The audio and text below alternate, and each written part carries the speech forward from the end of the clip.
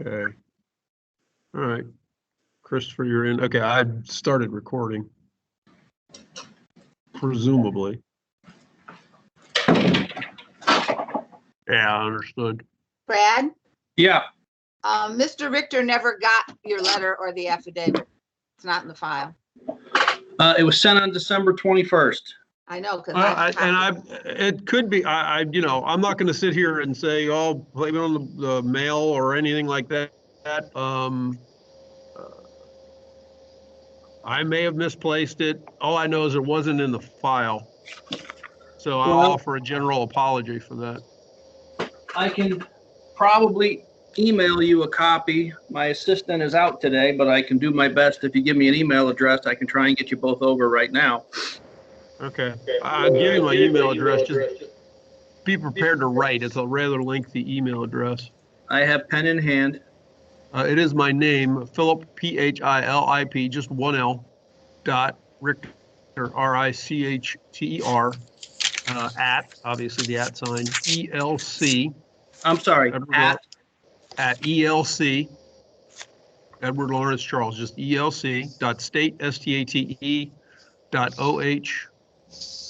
.oh.us. Philip.richter@elc.state.oh.us. Correct. All right, let me try and do this. All righty. Thank you.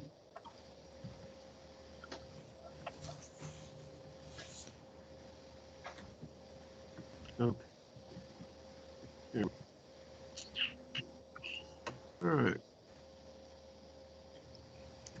Hey, Phil, Yeah.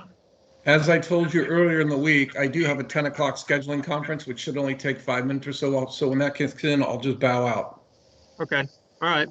That's fine. I mean, right at the moment, I think I see Otto, you, and Mike. I just had to resend the link to Dennis. If it takes us longer than that, you may not miss anything. Okay. Charlita's not coming. Here's Natasha. And Catherine's presumably coming.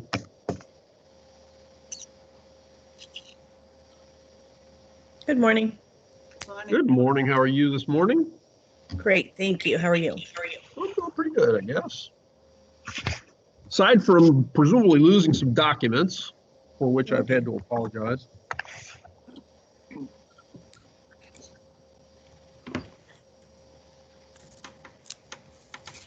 Phil, you have not allowed your video yet. Oh, I haven't? Oh.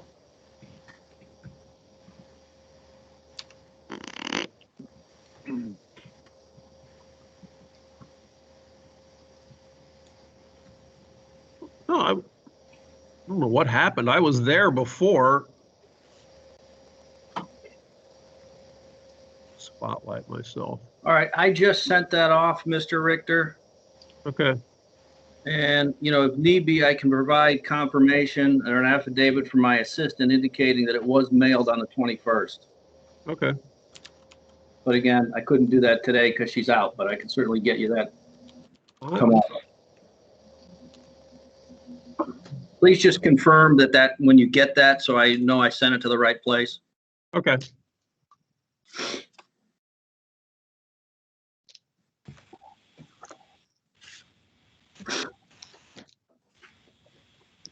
I'm at a technological disadvantage when my assistant is out. We all can relate to that.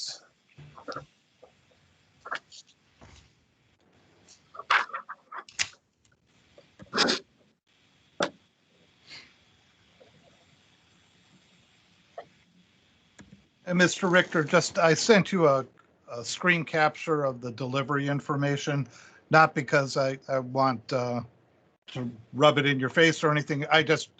You should be checking it on your end to see what happened to those, just for your own needs. Is that Mr. Kuhlman? Yes, They didn't receive yours either? that's correct.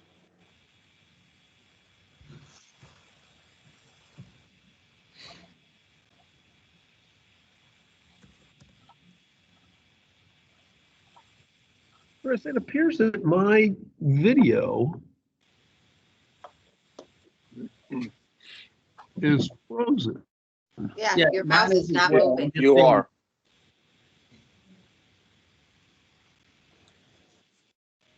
I'm not seeing any, this is Barman. I'm not seeing anything other than a blank screen with a PR circle. That's what I get as well. I get your face, but it doesn't, it's not moving. There's not much there. I don't even get the face, Phil. I just get the PR. Yeah, I mean, I was there earlier because when it was just myself and Ms. Barman, I was actually physically alive and moving around, and I have no idea. And I hope when you say Ms. Barman, you're referring to Mr. Barman. No, Ms. Barman, she was the first one on. I have a Mr. Barman in my view. Yeah, he's there as well.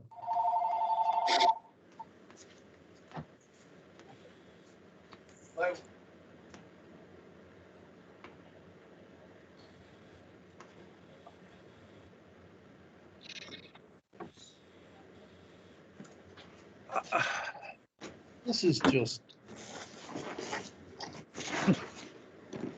It looks like it disappeared when I started filming. And I don't see an icon that says,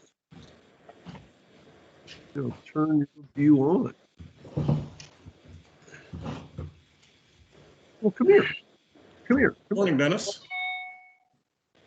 Good morning. I don't know who said good morning, but Scott Norman did.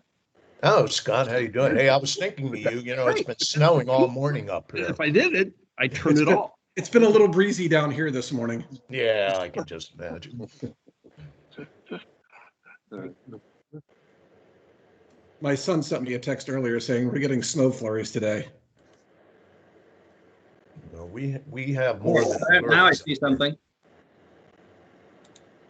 But Mr. Richter's still not moving. He's frozen. It's still frozen, Phil.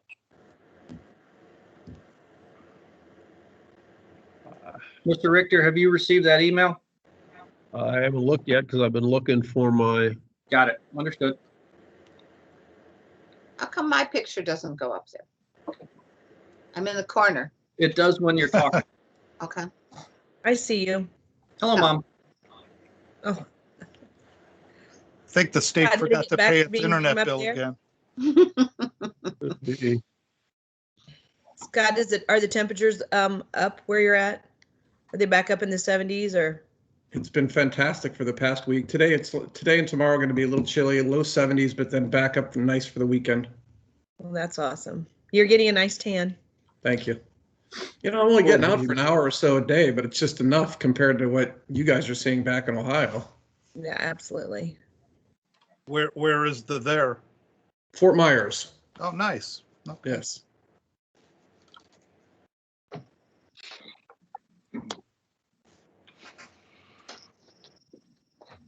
Yeah, I think we're going to be a balmy 40 at some point, within the next week. So. It's about 23 right now. Not good. It's interesting because when you're not there, you do check the weather and you see in the morning it's 16, 18 and frigid and you just kind of get a little smile on your face. That's awesome.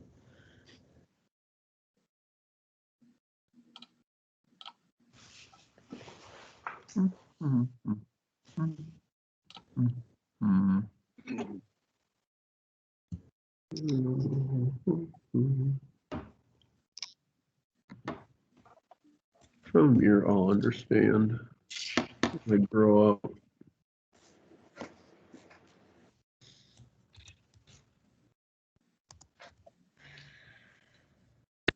Louis Brisbois.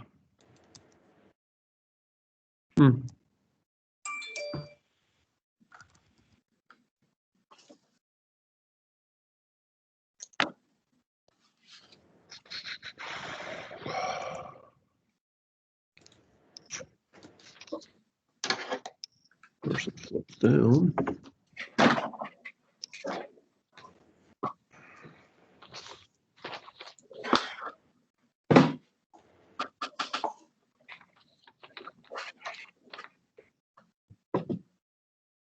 Where did it go? Yeah, come in. Oh, all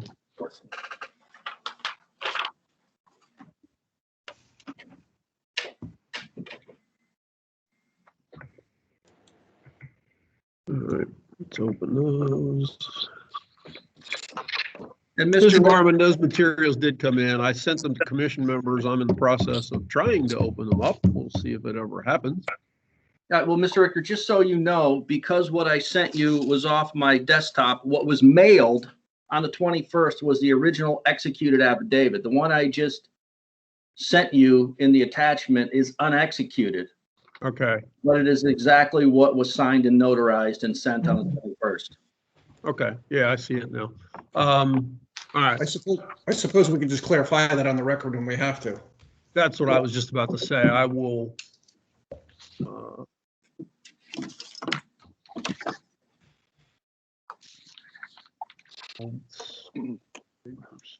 Worthless.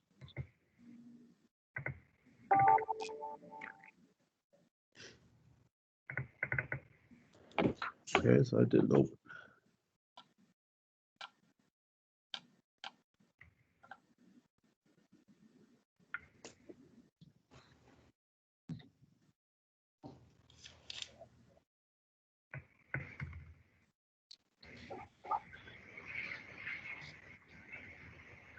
Settings, Teams taskbar.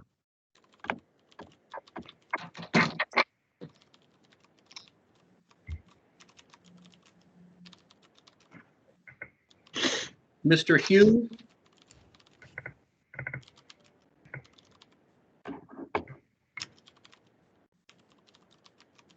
Is there a Mr. Hughes, Christopher Hughes here? Yes. You're muted, Chris. Yes, I'm here. Is that chat message directed to me that I just saw? Are you logged into the meeting as 113-042-1836? I'm sorry, I'm getting feedback that didn't come through. I didn't hear what you said. Are you logged onto the meeting under 113-042-1836? I don't know. No, Okay. Chris, he actually comes in as Brad Barman. You can see his Yeah, picture. no, there's a Brad Barman. That's somebody else, Chris. Okay. Okay, So Mr. Barman, that would not be directed at you.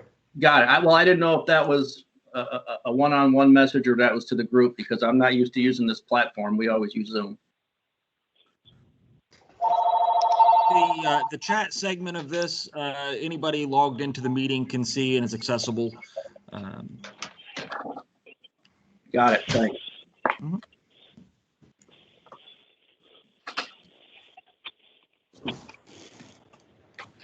What?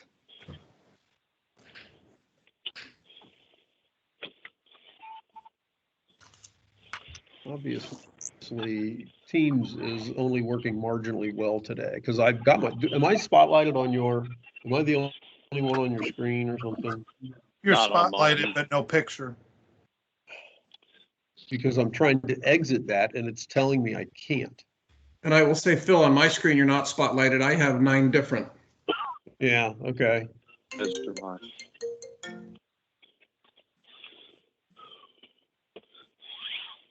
Participants, breakout rooms, don't want to do that. Can't stop spotlighting. Try again. Well, that's good. I don't want to be, but it's like, according to my screen, I am. Obviously, somehow I'm messed up. Is Catherine Cunningham on yet? I haven't seen her come in. I got an email from her where she accepted. Let me go back and look to see if she's having a problem. I don't see. I don't see Catherine, nor do I see Charlita. Charlita is not going to be here because she, Right. I thought she sent it to everybody, but she sent one to me at least. That said she had some training that she needed to participate, was required to participate in by her employer. So she wasn't going to be able to attend.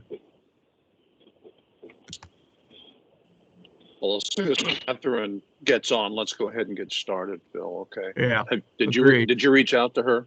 I am about to. Okay.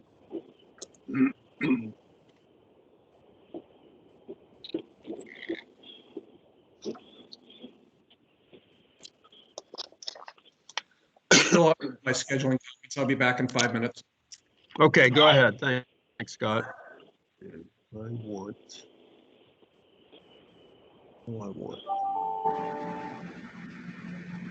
Take Dennis's. I know that seems to have worked. Pardon me. I was listening in, and it's my understanding that the commission didn't receive the affidavits of a couple of people today. Is there any way that I can check if they've received mine?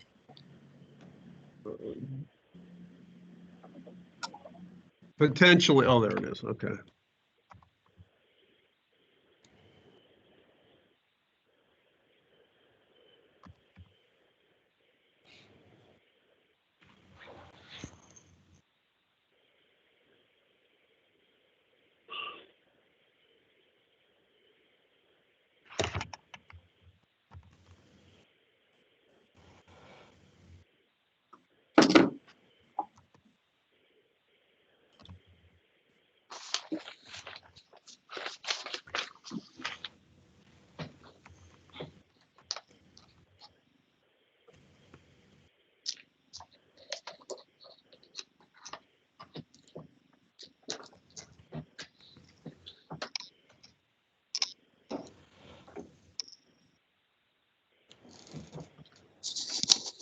All right, somebody just said they were wanting to check to see if there was a response in. Who?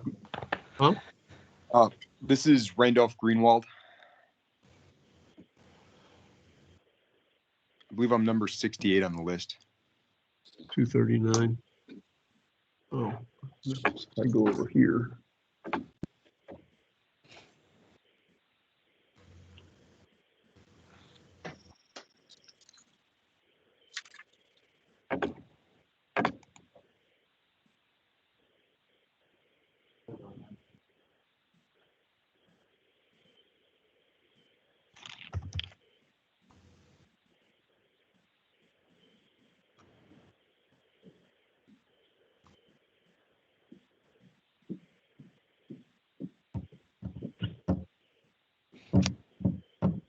Yes, Mr. Greenwald, we did get a response from you. All right, thank you.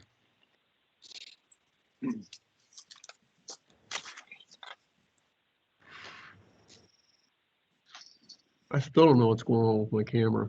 And I'm afraid to close any, I'm afraid to do anything else because I'm presumably the one videoing. Well, Phil, let's go ahead and get started. I note that Catherine Cunningham has joined us, so Catherine did come in. Any reason why we can't begin? No. Okay. Well, we would, yeah, I mean, we would have 5. I mean, Scott is not present per se, but you know, will return presumably. All right, let's go ahead. I'm going to call the Ohio Elections Commission to order. Would you please take a roll call? Ms. Kaufman? Here. Ms. Cunningham? Here. Mr. Beatty? Present. Mr. Bromer? Here. Mr. Norman? I am here. Oh, okay. And Chair Kreitz? Here. I'm still on hold with the court, Phil. Okay, cool.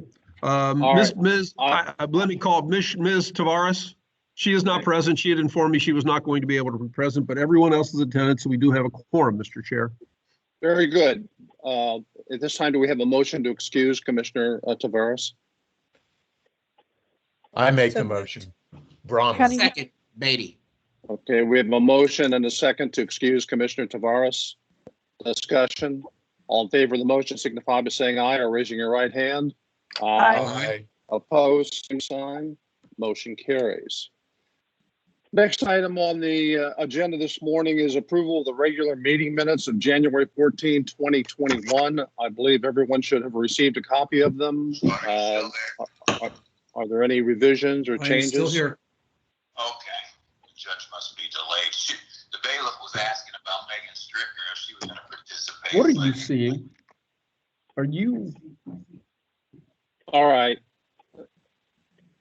well, that's what I've got. I I'll move to entertain a accept the motion. minutes.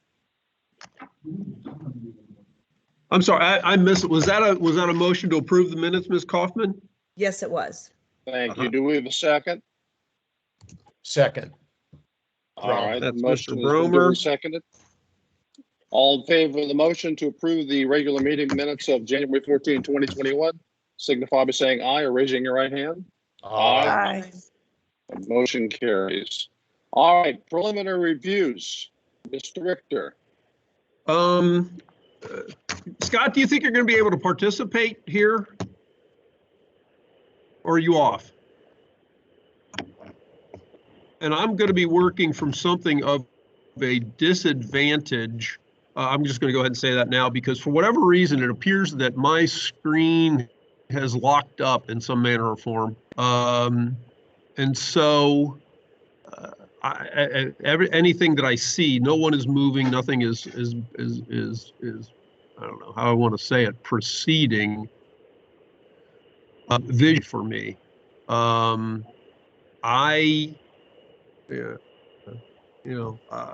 not sure exactly what's going on, but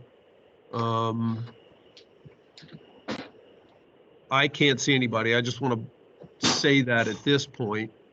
Okay, that's my screen. I don't want to do that. Hide share option. I was trying to see if there was something else I could do. Anyway, I would prefer for Mr. Norman to participate in the Michelli versus Barman case, only because, the more the merrier. So I will pass that one off at this point. And let's go to second case on the agenda, 2020 D-029 Hammond v. Ufinger. I know that Mr. Klinger is present on behalf of the respondent. Is the complainant Mr. Hammond, or is it Ms.? I think it's Ms. Hammond. Bear with me for 1 second. Yeah, Ms. Hammond present at the meeting. She was notified. We have certified mail service that reflects that the complainant received the complaint on December 12th. Like I said, Mr. Klinger is here on behalf of the respondent. Commission members, you can see that I have outlined the case for you. Complainant asserts that the respondent did not include a proper disclaimer on certain YouTube videos. The response was received from Mr. Klinger that I forwarded to you all yesterday, in which he states that Mr. Ufinger essentially claims that the Secretary's administrative rules for social media posts allow the circulation of the video for him without a video, as long as there are certain other requirements under administrative code. What is it, 111.24, I think? 111.24.18, sorry. And so my recommendation is to find no violation. The commission could certainly hear from Mr. Klinger if it decides to do so, or if it has any other questions of me. Thank you, Phil. Mr. Klinger, is there anything you'd like to say at this time? Yes, and good morning. Again, Derek Klinger for the respondents. I'll keep this brief because we obviously agree with the recommendation. The only thing I would add is that in addition to believing that this falls under social media, a second and independent reason to find no violation is that expenditure. So for there to be a disclaimer requirement being triggered, there has to be an expenditure. And here, that didn't happen. We've got the videos were actually produced by a volunteer. No money was spent to produce them, and then they were uploaded to YouTube. So it doesn't cost any money to do that. So for either reason, because there was no expenditure, or even if there was an expenditure, that this social media disclaimer applies, request that the commission find no violation. With that, I'd be happy to take any questions. Very good. Thank you, Mr. Klinger. Questions of Mr. Klinger or of Mr. Richter? Well, I would just add a comment based on what Mr. Klinger just said in terms of, I understand and respect his position as it relates to the fact that there was, that there wasn't a payment per se. And oftentimes the expectation is that the disclaimer would include a phrase paid for by, et cetera. But when it is material that is still coming from the campaign committee, I believe that it's still a requirement to have a disclaimer on that literature that at least says who is responsible for the for whatever it is that's being circulated. And so I certainly don't believe that there's been a violation here because, as I have indicated, I think that the secretary's administrative rules make certain allowances for social media, but I'd have a real problem with us saying that in general, a campaign can circulate materials and not put a disclaimer on it just because they didn't pay for it, when essentially they're responsible for those materials. Derek, you're welcome to respond, but that's just kind of where I'm coming from.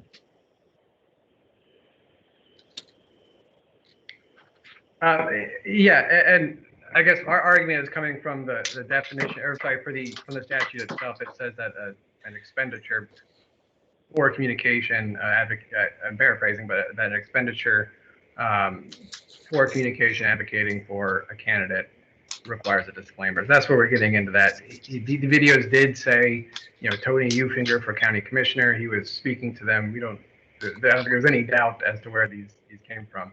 But it did not say paid for by, because he didn't think he needed to, because he didn't pay for it. But again, even if you do think that disclaimer statute generally applies, again, we do have this social media exception that we think also applies, and therefore there should be no violation. Thank you, Mr. Klinger. Any other questions or comments by the commission? If not, in case 2020 D-029 Hammond versus Upinger et al., is there a motion? Cunningham, move to follow the executive director's recommendation and find no violation. Second, Beatty. All right, we have a motion and a second. Any questions for the discussion? All in favor of the motion signify by saying aye or raising your right hand. Aye. Aye. Opposed, same sign. Motion carried. Norman abstain only because I wasn't present during the argument. Thank you very much. But I'm back in the meeting now. All right, thank you. All right, Mr. Richter, did you want to go back now to the Michelli versus Barman et al. Case? Yes, I did. 2020 D-028. Go ahead. Correct. Mr. Chair, members of the commission, this is case number 2020 D-028. The complaint asserts that the respondent did not include a proper disclaimer on a piece of campaign literature. That piece of literature was a campaign flyer, I guess, for want of a better phrase. While my outline indicates that there was no response, both Ms. Barman, Mr. Kumin, and the attorney for Ms. Barman are present. They have indicated that they did send along materials. I'm not going to sit here and say it's their fault or anybody else's fault. If I lost them or did not find them properly, that's my fault. I will apologize for that. But responses were, I am looking at the response from Mr. Kumin, which I sent to you just this morning.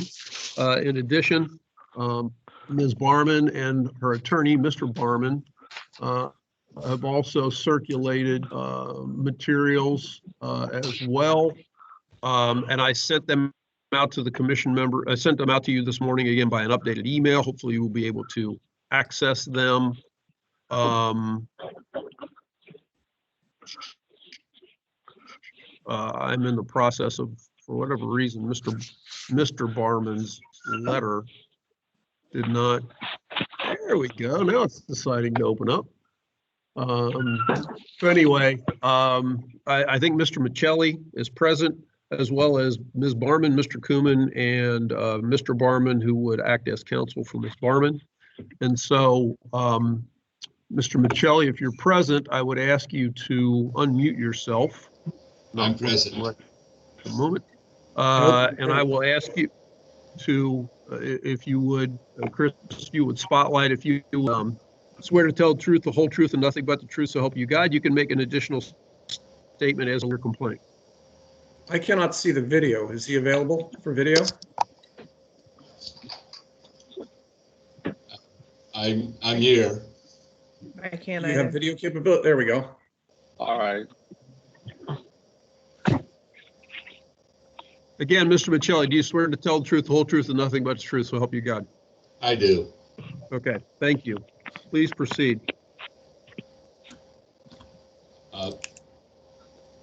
What do you need me to explain? Well, you're given the opportunity to briefly address your complaint. If you don't want to say anything else and just let the complaint stand as it is, that's fine. Yeah,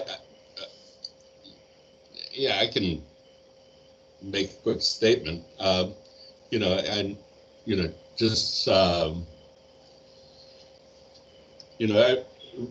an unabashed advocate for children in our public schools, and I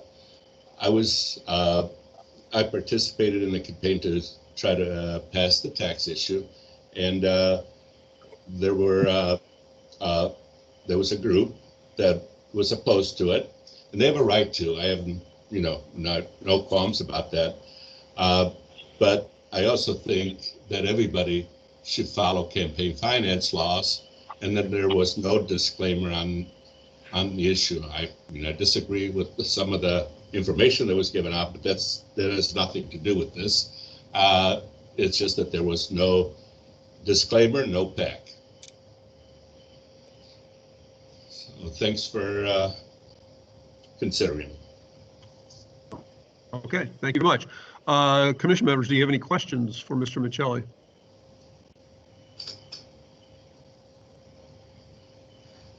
Apparently not. At this point, I would ask Mr. Barman, Brad Barman, if you would like to proceed on behalf of your client. We could always swear in your client. I presume you're not representing Mr. Kumin. I am. And so let's hear from you first on behalf of your client. And then if Mr. Kumin would like to make any additional statements, we can hear from him. I can have him sworn and easy for me to say. I can have him sworn. He can make additional statement. Mr. Kumin, I've reviewed your clients and your materials. Please go ahead on behalf of your client. Wait, just for a point of clarification, are we hearing both of these matters together, or are they separate? This is 2020 D-028, Michelli versus Barman et al., which is Toby Barman and Jeremy Kumin are the two respondents in the case. Okay, thank you.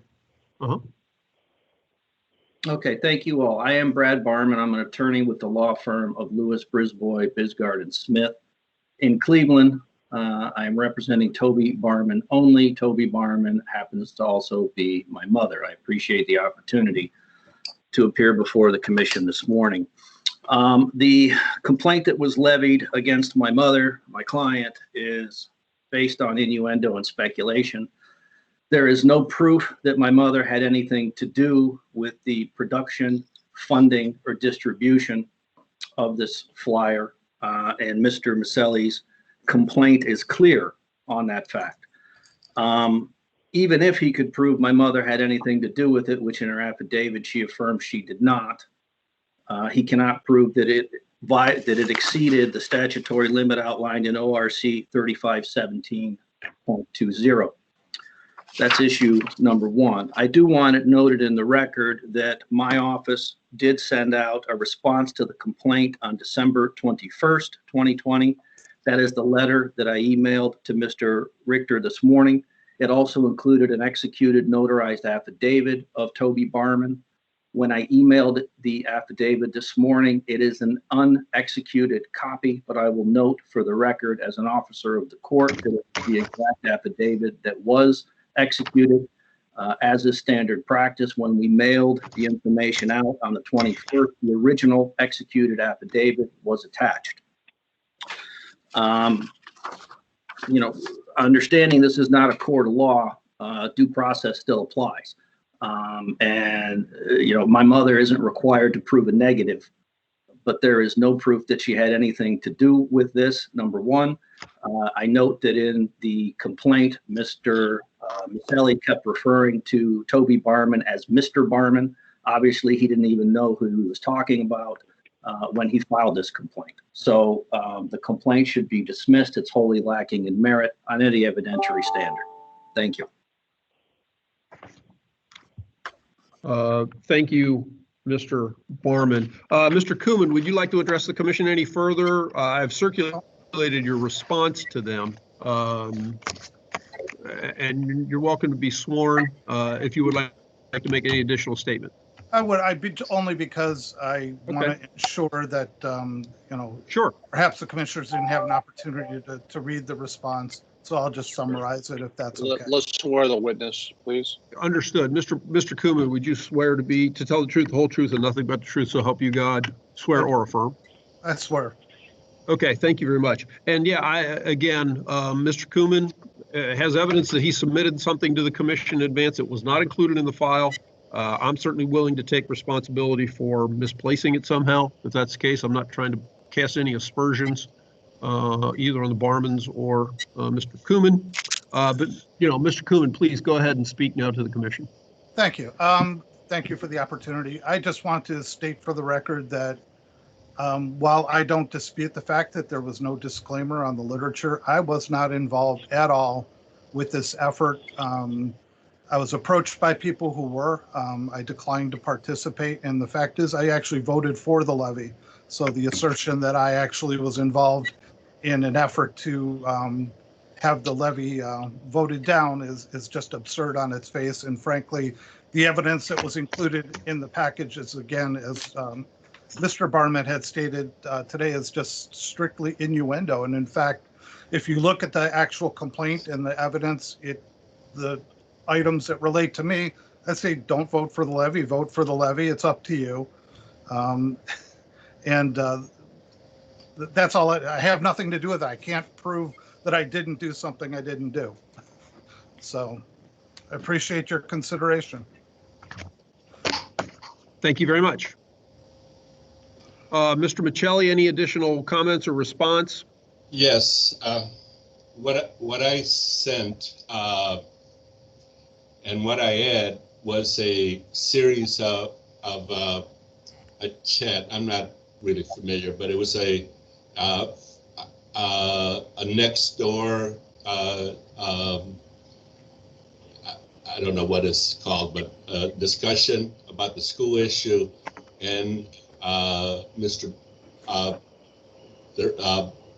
Barnum's, there was a number of indications from person named Barnum. I think it was him. It might have been her, his wife, that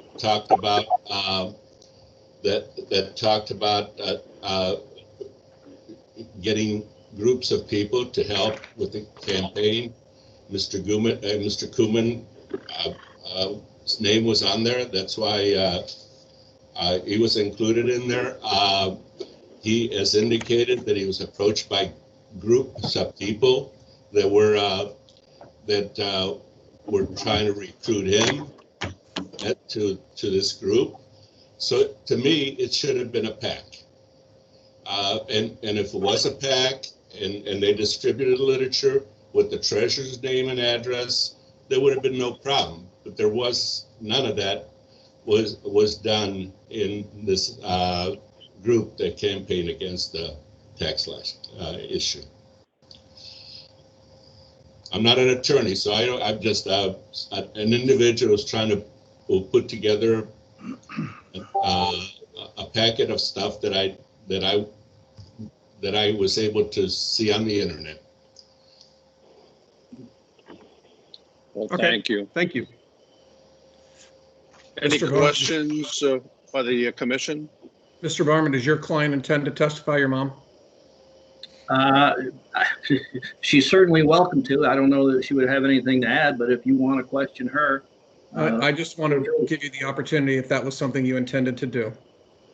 I don't know that it's necessary, but if you have questions for her, we're certainly not opposed to having her answer your questions. Mr. Why don't we Michelli- go? Why don't we go ahead? I'll interject. Just say, why don't we go ahead and swear Ms. Barman? Ms. Barman, do you swear to to tell the truth, the whole truth, and nothing but the truth? Do you swear or affirm? Yes, I swear. Okay, thank you.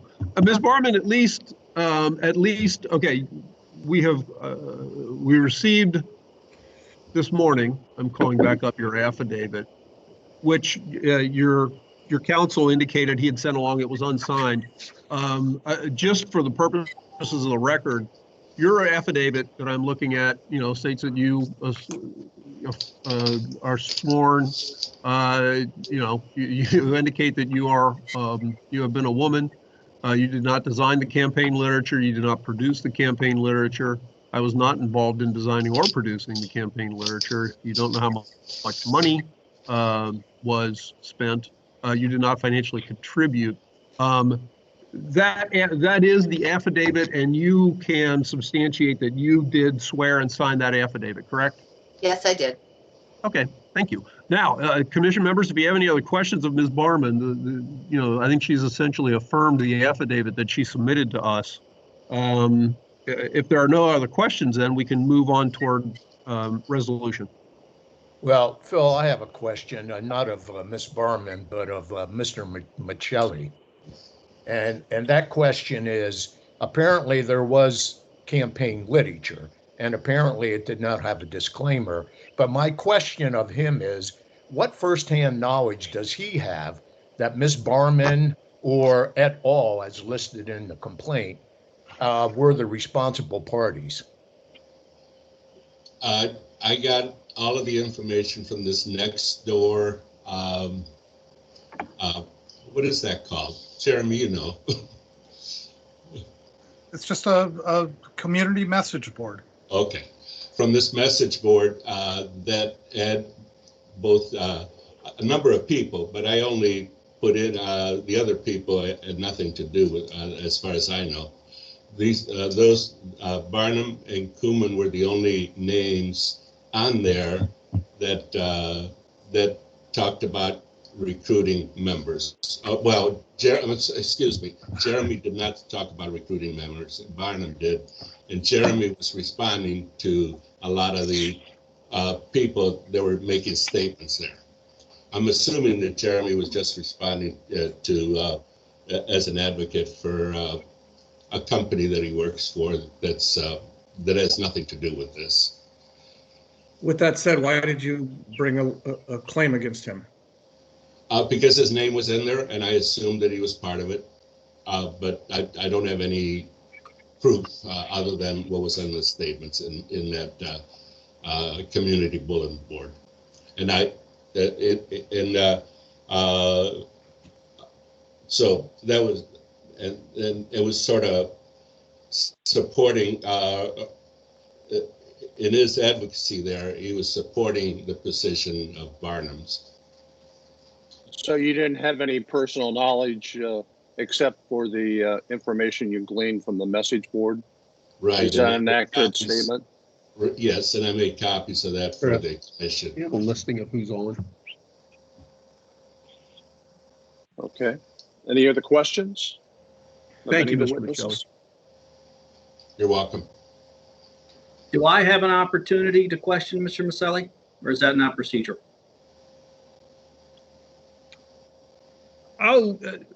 I'll leave that up to the commission members at this point. Sometimes we do, sometimes we don't. If they feel like there's any additional information that would be necessary, they may want you to do that. But at this point, I'll leave that to the commission members.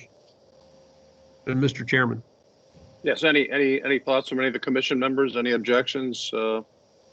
Is there a need for it at this point in time? Is there enough evidence before the commission that we can render a decision? This is Commissioner Norman. I find that we find no violation. All right, we have a motion on the floor to find no violation in case 2020D-028. Is there a second? I second. Kaufman. Ms. Kaufman? Yeah, I think I heard her previously. Okay. All right, so we have a motion to find no violation. Is there any further discussion by members of the commission? If not, all in favor signify by saying aye or raising your right hand. Aye. Aye. Opposed, same sign. Motion carries. Thank you very much. The commission has found no violation. Ladies and gentlemen, thank you very much for being here. We really appreciate your participation in the matter. Thank you all. Have a good day. You too. Same to you all. Okay. Did we want to move on to item 3, Phil Turner versus Geauga Park District et al., case number 2020G-030? I'm gonna say let's go to a couple of cases that are in the group considerations, just to get those folks out of the way. All right, that's fine. Go ahead. Which case are you referring to? Case number 2020 R-239, item number 67, Randolph Greenwald. He is present. My recommendation to the committee, he asked earlier whether his response had been received, which it had. My recommendation in his case is to find a violation, impose a fine of $100, and declare the committee terminated. And his response essentially says, candidate last ran in 2017, retired from council, did not seek re-election. In the intervening period, he's moved to California, does not have bank records that would allow him to terminate his committee. Last report reflects only about $90 in the account, and he would like to resolve all these issues. And so, Mr. Greenwald, at least according to my screen, you are muted, but I don't know whether that's the case or not, because I'm not sure how my screen is working. But Mr. Greenwald, you could be sworn to make any additional statement to the commission. You've heard my recommendation. The commission members may have questions as well. But if you would be sworn, do you swear or affirm to tell the truth, the whole truth, and nothing but the truth, so help you God? I do. Okay, thank you. Mr. Greenwald, please go ahead. As I've stated in my statement, I'm sort of at a loss as what to do with this. I just want to avoid being criminally charged. I want the thing to go away. If $100 fine and termination of the committee and release from filing these reports in the future would resolve this issue, I'm happy to pay that fine. I never meant for this to happen. I just, I'm not sure what to do at this point because of the COVID situation right now. I would have been back in Ohio by now a couple of times, probably before now. And I would have gone to the bank and I would have closed it out and I would have filed the report. But I haven't been able to do that, and I apologize. Okay. Well, and that's why, based on your submission and the fact that you had not filed, that's why I am including in the commission's finding a recommendation to them that they declare your committee terminated, because then we would get back in touch with the Board of Elections, let them know that, based on your statement and your presence before the commission, that we're declaring your committee terminated, so you don't have any further filing obligations. As it relates to the fine, you've indicated your statement. I've made my recommendation. If the commission wants to go in a different way, make a different finding, that's, I allow, that's the commission's choice, but I've made my recommendation. But thank you for your presence and for your comments. Thank you. This is Commissioner Norman. I recommend, or I move that we find a violation, impose a fine of $90 because that's what's left remaining in the account, and declare the committee terminated. All right, we have a motion on the floor. Is there a second to that? I Second second. Cunningham. I think We have Mr. a Bromer beat you, Ms. Cunningham, so I'm going to include him as the second on that. All right, we have a motion that's been duly seconded that would find a violation and impose a fine of $90 and declare the committee terminated. Further discussion? All in favor signify by saying aye or raising your right hand. Aye. Aye. Opposed? Same sign. Motion carries. Thank you, Mr. Greenwald. Can I ask a question? Who do I pay this fine to, and is there anything I need to submit with it? No, well, you need to pay you would send a check to the Elections Commission at Suite 1850. With reference to the case number, I imagine? Yes, and you reference the case number, and we will do that. We'll take care of that, and then we'll also inform the Board of Elections that we've declared your committee terminated, so you won't have any further filing obligations. Hey, Mr. Greenwald, before you get off, do a chat, and Chris Hughes can give you all the information in the chat while we're proceeding with our hearing. Yep. Thank you, Scott. Yep. Thank you very much. Thank you very much, Mr. Greenwald. The All other right, Phil, any other cases? Yeah, the other case I'd like to bring forward is item number 24, case number 2020R-045, Alice and Lisa Nelson Floyd. My recommendation is to find a violation and impose a fine of $200. This matter was originally up, I want to think in November, and Lawrence Floyd, the treasurer, requested that the matter be continued at that time. So I continued it. It's now brought back.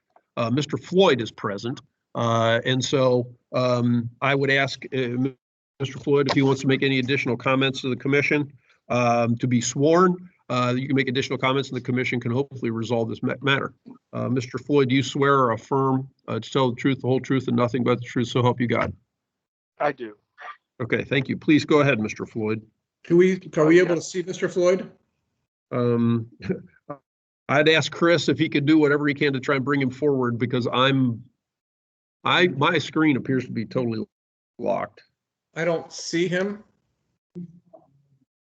Chris is spotlighting him. I see Mr. Floyd. Myself. Yeah, Now I can see you too, sir. Now I can. Thank you, sir. Go ahead, Mr. Floyd. Thank you. We had asked this matter to be continued so that we could file the necessary paperwork with the Cuyahoga County Board of Elections. We have done so. However, we haven't received the receipt. They've changed their format due to the COVID, where you just drop off the information at the front desk and you're mailed a receipt of the documentation that has been submitted. And to date, we haven't received that yet. But I can assure the commission that we did file the necessary paperwork as requested by the commission. So we had, at the last hearing, we talked about a $100 fine. I'm not going to quibble one way or the other about a $200 fine. Of course, we would prefer a $100 fine, but if the recommendation is a $200 fine, we want to put this matter behind us and proceed. Thank you, Mr. Floyd. Phil, can you address the fine? Honestly, I had this, like I said, to be honest, all I did was copy in my previous outline and recommendation, which is where I had it previously, and brought it in. Again, if the commission, based on his comments, wants to do $100, I don't have any problem with that. My recommendation was kind of what I did the last time and just kind of carried everything forward. So that's kind of where I'm coming from. Thank you. It may not be a great response, but that's where I'm coming from. Phil, do we have confirmation the filings have taken place? I had confirmation. Yeah, I got in touch with the board and in the intervening period, and they're reflecting that the addendum has been submitted. Good. All right, do we have a motion in case number 2020R-045? Yeah, I move that we adjust the fine from $200 to $100. And find a violation? and find a violation. This is Norman. I'll second. All right, we have a motion that's been duly seconded that would find a violation and impose a fine of $100. Any further discussion? All in favor of the motion signify by saying aye or raising your right hand. Aye. Motion carries. Thank you. Thank you, Mr. Floyd. Thank you. Thank you. Mr. Floyd. At this point on Chris's list of attendees, those appear to be the ones that, just kind of had cases that I wanted to get out of the way. If there is anybody else, I apologize because you haven't otherwise identified yourself. But now let's go back to case number 3, item number 3, case number 2020G-030. The complainant, Ms. Chernin, is asserting that the Geauga Park District qualifies as an other entity under the provisions of 3517-105, Ohio's Independent Expenditures Law, and that they circulated materials prior to the primary election that essentially was there to benefit a candidate on the primary election ballot. The response, the counsel for the Park District submitted a response in which they say it wasn't an endorsement. It was simply a letter intended to credit the staff and leadership of the Park District for their efforts during the period of time. So that, they're saying that it wasn't any material that would fit within the definition of 3517-105. Ms. Chernin, the complainant, is present. And at least I think it's Matheny Brighty is the counsel. And if I've blown that name, I apologize. Is present on behalf of the respondent. Ms. Chernin, if you would like to make any additional comments, I'll have Chris bring you up and highlight you, and I would ask you to swear or affirm that you swear to tell the truth, swear or affirm to tell the truth, the whole truth, and nothing but the truth, so help you God. I so affirm. Okay, thank you very much. Ms. Chernin, go ahead, and if you want to say anything additional to your complaint, please do so. Then counsel for the respondent will have an opportunity. What I want to try to do is boil this down to you for the basics, I think, and my Exhibit O is a copy of the actual mailing that went out right before the primary. In the context of politics in Geauga County, and given the timing of it, this was clearly a campaign literature. It was an independent expenditure in support of the incumbent probate judge, Timothy Grandel. He appoints the commissioners to the Park District. So that is the relationship between the judge and the Park District. My Exhibit A is a copy of an email that was sent by a Park District employee at the behest of the executive director of the Park District, John Oros, to the company that printed and mailed this mailer, which the Park District itself called a special spring mailing. It was not part of their regular mailing schedule. And in the request to the company that mailed it, she asked whether this could be delivered no later than March 16th. Well, the primary date was March 17th. And so this showed up in the mailboxes intentionally right before the election because it was the Park District's intent to influence the election. And we can go through the content of the mailing itself, or I'm glad to take questions on that too. But understand, there is only one probate court judge in Geauga County. Everybody in the county knew that the probate court judge referred to in the mailing was Tim Grandel. This was a special mailing designed to come out right before Election Day. The disclaimer in the last paragraph, why did they even need a disclaimer unless they knew that this was intended to support the reelection of Judge Grandel? And we can talk about the micromanagement issue, but basically that's an issue that had been discussed by the public. and had been appeared in the newspapers for 6 years prior to when this mailing went out. So if the Park District felt the need to defend its honor in terms of the micromanagement complaint, they could have done that 6 years previously. Why did they need to do that right before the election, except to support the reelection of Judge Grandel? I'm happy to take any questions anybody has. Questions? Thank you for appearing today, ma'am. All right, thank you. We want to hear from the other side, the respondents.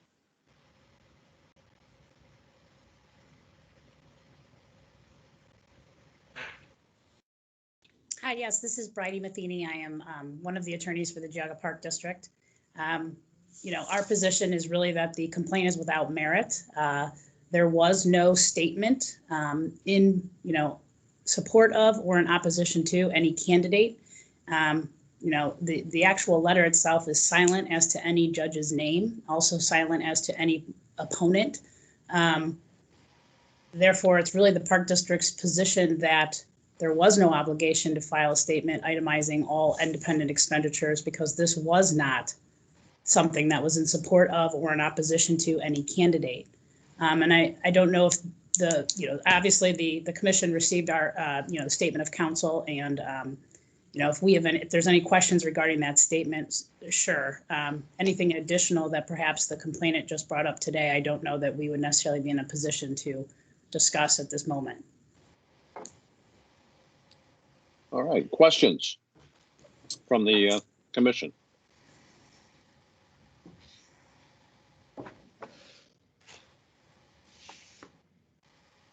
Okay. Phil, your recommendation is to find no violation. Is that correct? That is correct. That is my recommendation. Have you heard anything this morning that would cause you to change that recommendation? No, I have not. With all, I appreciate. You got your video back, Phil, and now you're reverberating. Your opinion, but in my view of the materials,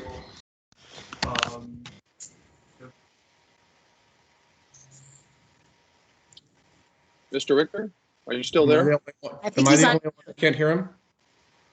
I can't hear him. He's muted. No, that's okay. I don't see. Sorry, there we go. Now, no, there's nothing.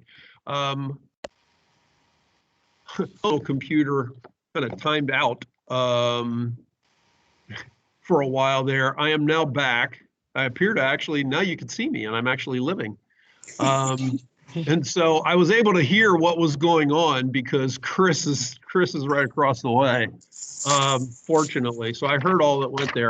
I'm not seeing any particular candidate identified. I appreciate that. Some of the statements, could certainly be interpreted in the manner in which Ms. Chernin has done so. But that to me does not make it campaign material. And so I'm comfortable with my recommendation to find no violation. Very good. Maybe any further questions or discussion by the board? If not, we'll entertain a motion. I would say, from my perspective, I'm troubled by the fact that it doesn't say vote for or against or identify a particular election directly. I understand the circumstantial evidence that you're talking about and why you believe that it was designed to influence the election. But typically when we're looking at these things, we're looking at sort of direct advocacy for something. And this, while I understand you're saying is indirect advocacy, I'm not sure that it rises to the level to meet the statutory requirements in this case. It's my perspective. I'm kind of inclined to think maybe if we did a deeper dive into the hearing, we might be able to hear more about it.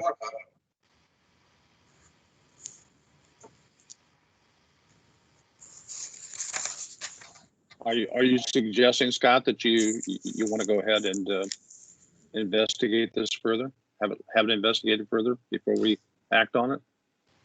That would be my suggestion. Okay. Scott, Thoughts you're from the saying other to set the commission matter members? for a full hearing? Is that what you're That would be my suggestion. I would not be inclined at this time to vote in favor of no violation. Other commission members? Well, I think what I'd like to know, have we seen all the campaign literature that's out there? I mean, and I guess I direct this at Phil. Have we gotten everything in this matter? Well, we have it. I know that we've got a pending matter that I got to set for a hearing for the park districts that had some other materials that were at issue. We have some of those. At whether, considering a campaign and whether we have, all of the various materials from any particular campaign, I don't know that I can answer that. But what we have on this particular case is this one particular piece of literature, and it reflects what it does. That may not be the best answer, but that's the answer I have. The problem for me is, as I look at it, just doesn't seem to pass the smell test, and I think I'd like to hear the full regalia as opposed to just saying, okay, let's just find a violation because we're dealing with innuendo.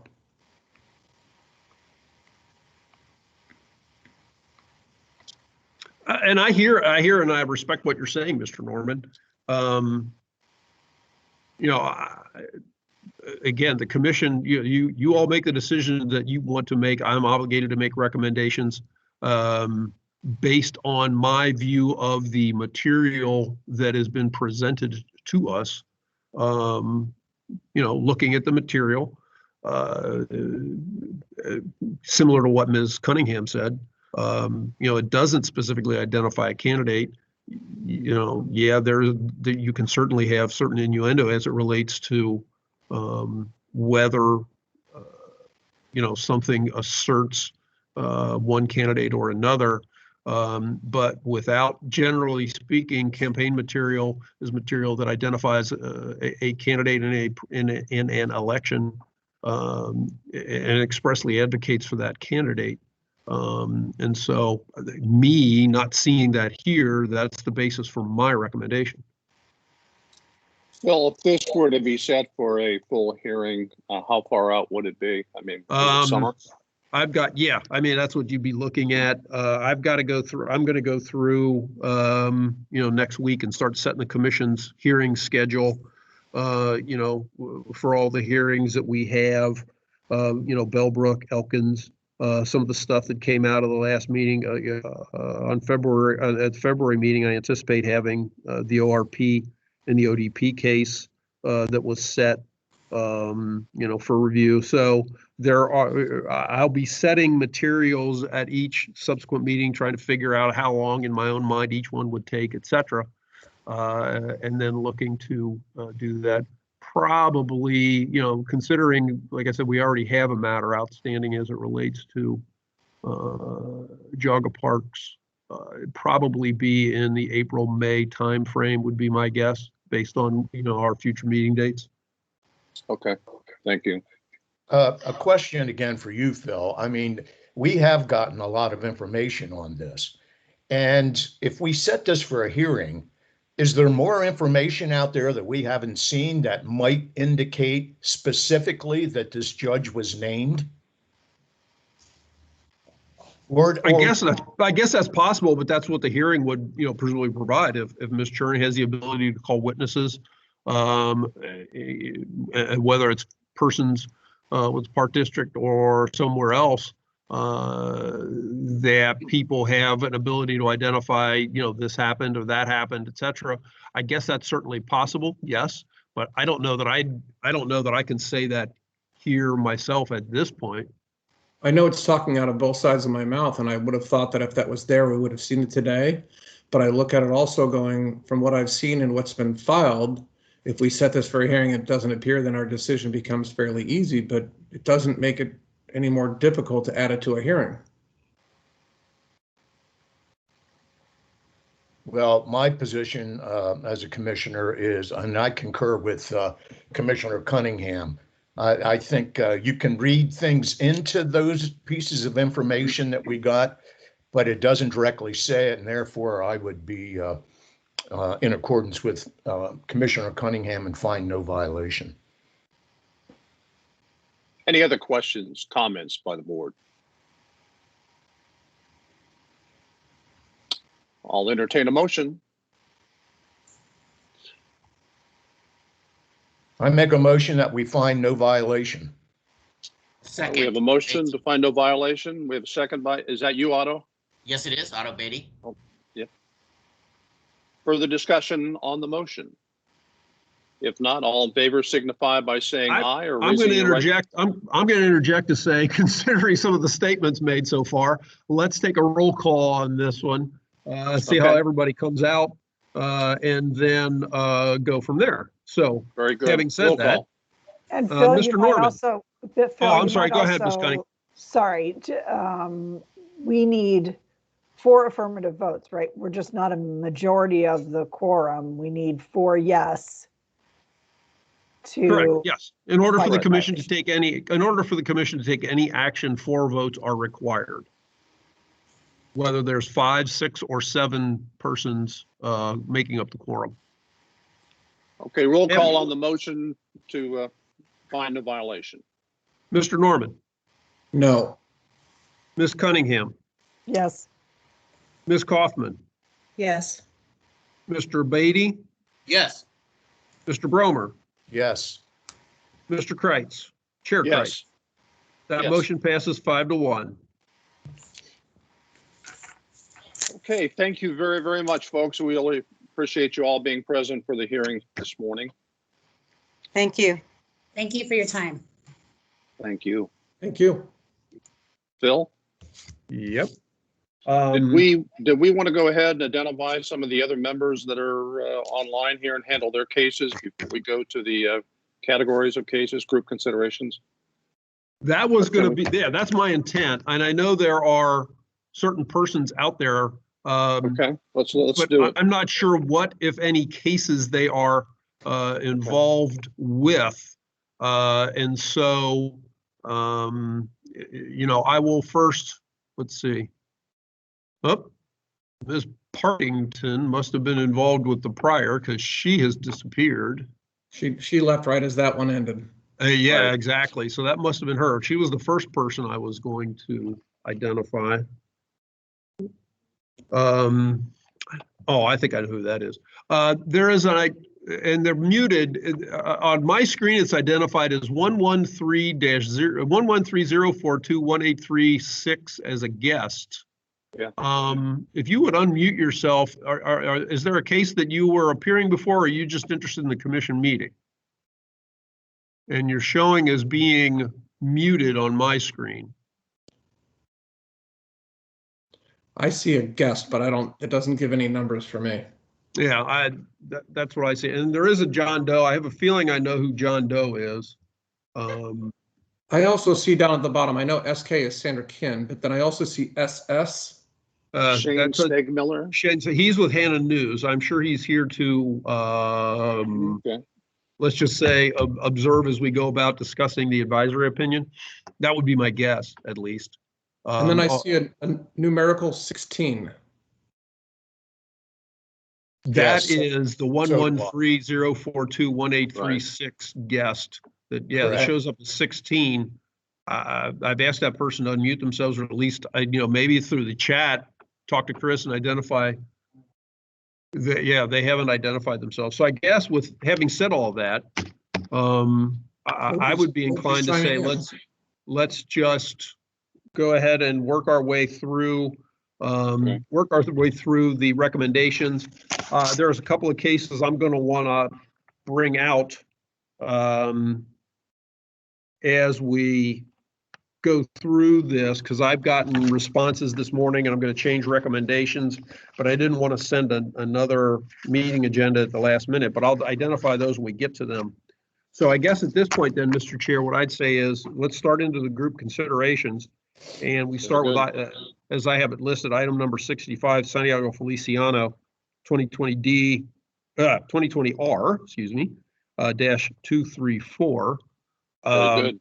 And you can see my recommendation is to reconsider all outstanding matters, vacate the previous findings, consolidate all the cases, declare the committee terminated pursuant to advisory opinion 9070 LC04, and dismiss all matters. And that is because Mr. Feliciano has passed away. And so even though there are a boatload of cases affiliated with him over the years, considering he has passed away, he was his own treasurer. I wanted to, do what I'd stand by my recommendation. We can terminate the committee that way.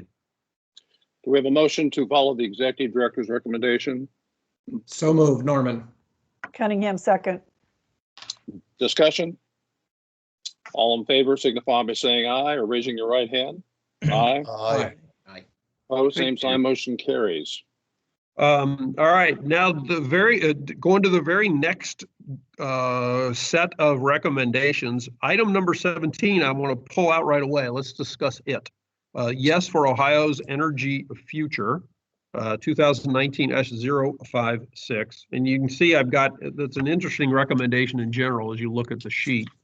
But just this morning, I received a response from Irene Gil Lamas, who is the treasurer for the committee, saying, I apologize for not submitting reports. Our campaign ended in 2016. I circulated this to you in an email this morning, by the way, members. Correct. All notices were being directed toward the attorney's office, McTighe and McGinnis, whose services were terminated at that time.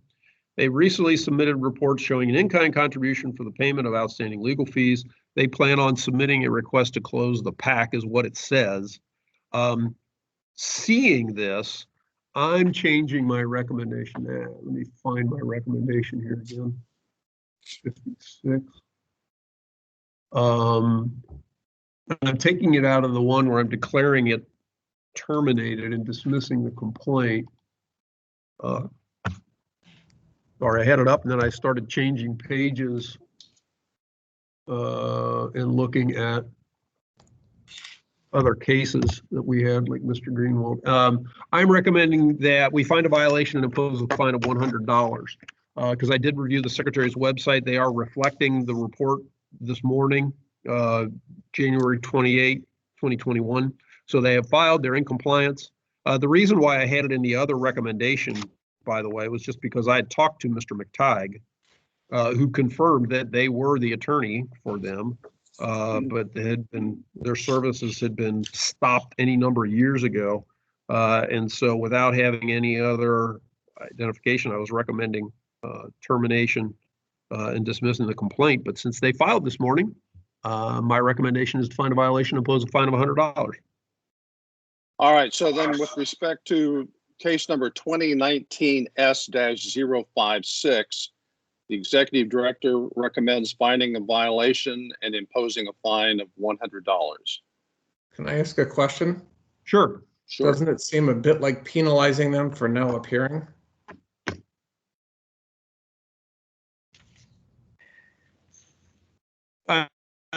They filed their report. They were late in filing their report. And so that's the basis for my recommendation. Phil, did they terminate their committee when they filed that report or they did not? No. The committee remains open. Correct. Okay. All right, thank you. That makes a difference. Thank you. Do we have a motion? So move. All right, we have a motion to follow the executive director's recommendation. Do we have a second? Second, Kaufman. I heard Kaufman first. Sorry, Scott. That's okay. Further discussion on the motion? If not, all in favor signify by saying aye or raising your right hand.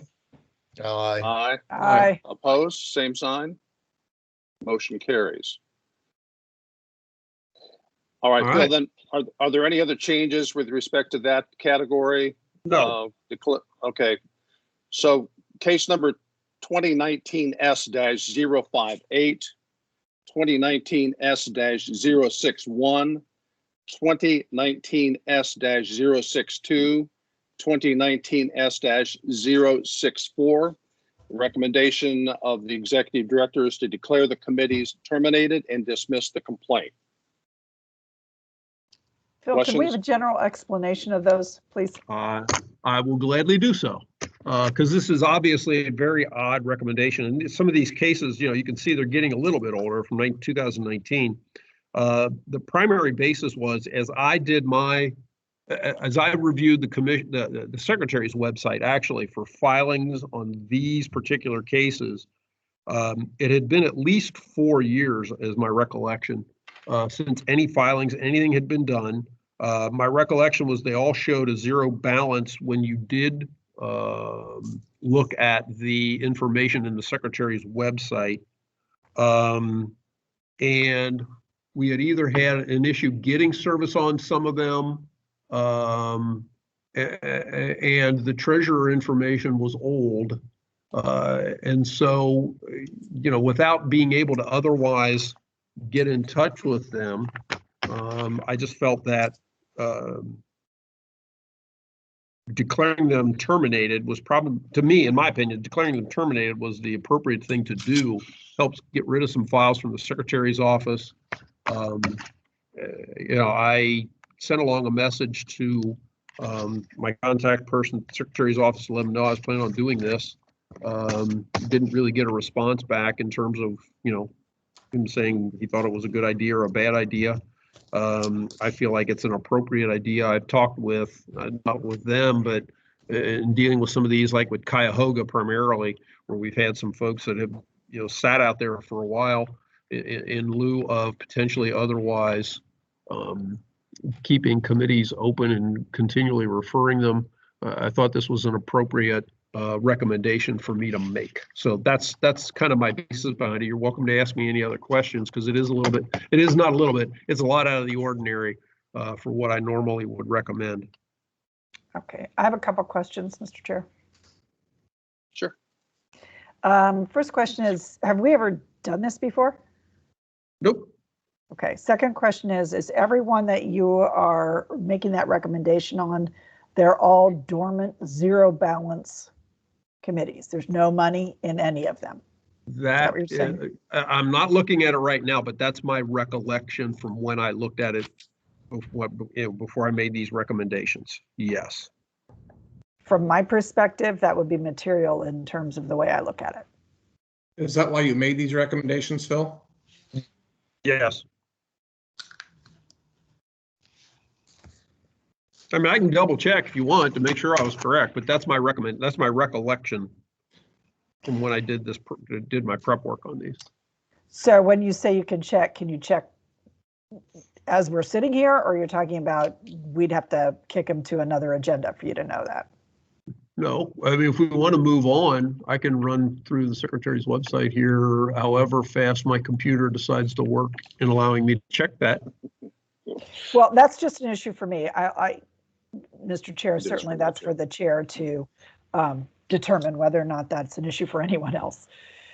Yeah. I don't Is that disagree. an issue for anyone else?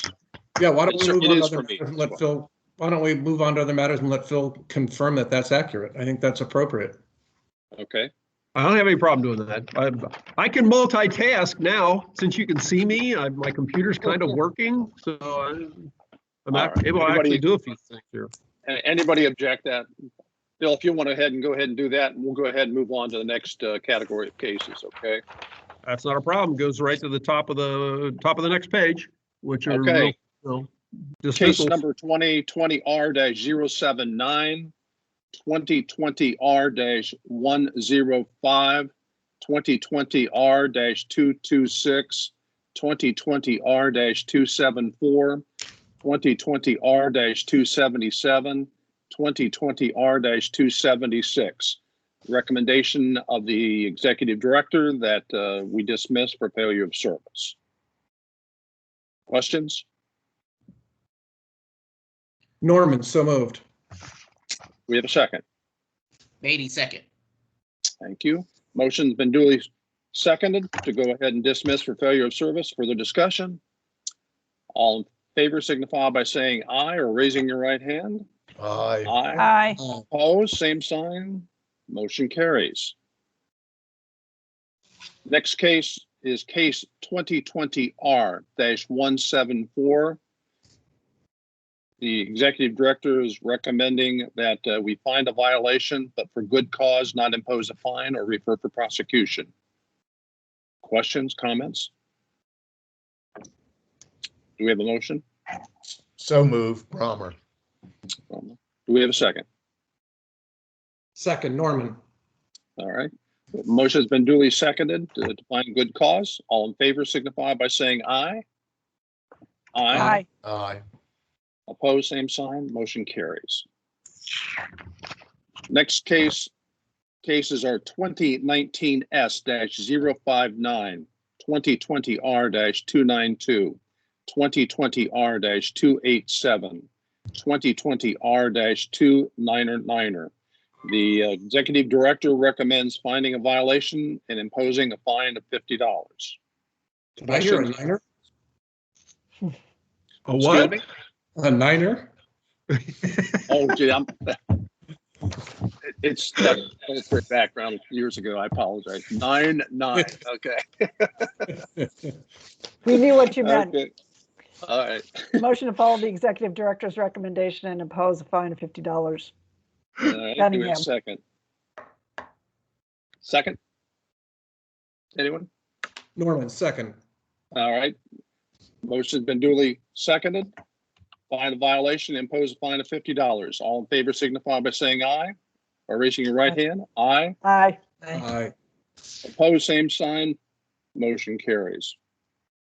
Next category of cases, 2019 R-532, 2020 R-072, 2020 R-073, 2020 R-084, 2020 R-109, 2020 R-172, 2020 R-173, 2020 R-263. Recommendation of the executive director is to find a violation and impose a fine of $100. Questions, comments, or motion? My only question, Mr. Kreitz, Chair Kreitz, is Yeah. the executive director was saying that he had a few changes on today's agenda. I just want to be sure that nothing that we're reviewing were ones that he would have changed. Nope, not so far. I'm working Thank the you. other list at the same point, keeping notes. I'm earning my money today. So, Mr. Actually, Richter, will multitasking. you let us know if we come across one where you're going to change your recommendation, please? I plan on it. I wasn't going to let you get away with acting inappropriately. Thank you very much. Sorry, Mr. Beatty, to interrupt. Go ahead. That's no problem. Did we have a motion on that? I forget. No. All right, I'll entertain a motion. Okay, we have a second. I move to follow the executive director's recommendation of the $100 fine. Terrific. Do we have a second? Second, Cunningham. All right. Any discussion? All in favor of the motion signify by saying aye or raising your right hand. Aye. Aye. Opposed, same sign. Motion carries.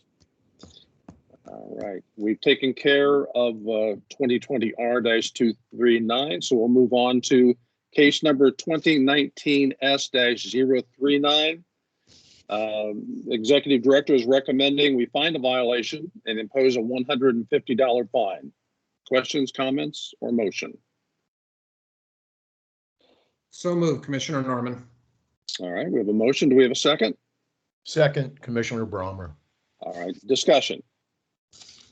All in favor of the motion signify by saying aye or raising your right hand. Aye. Aye.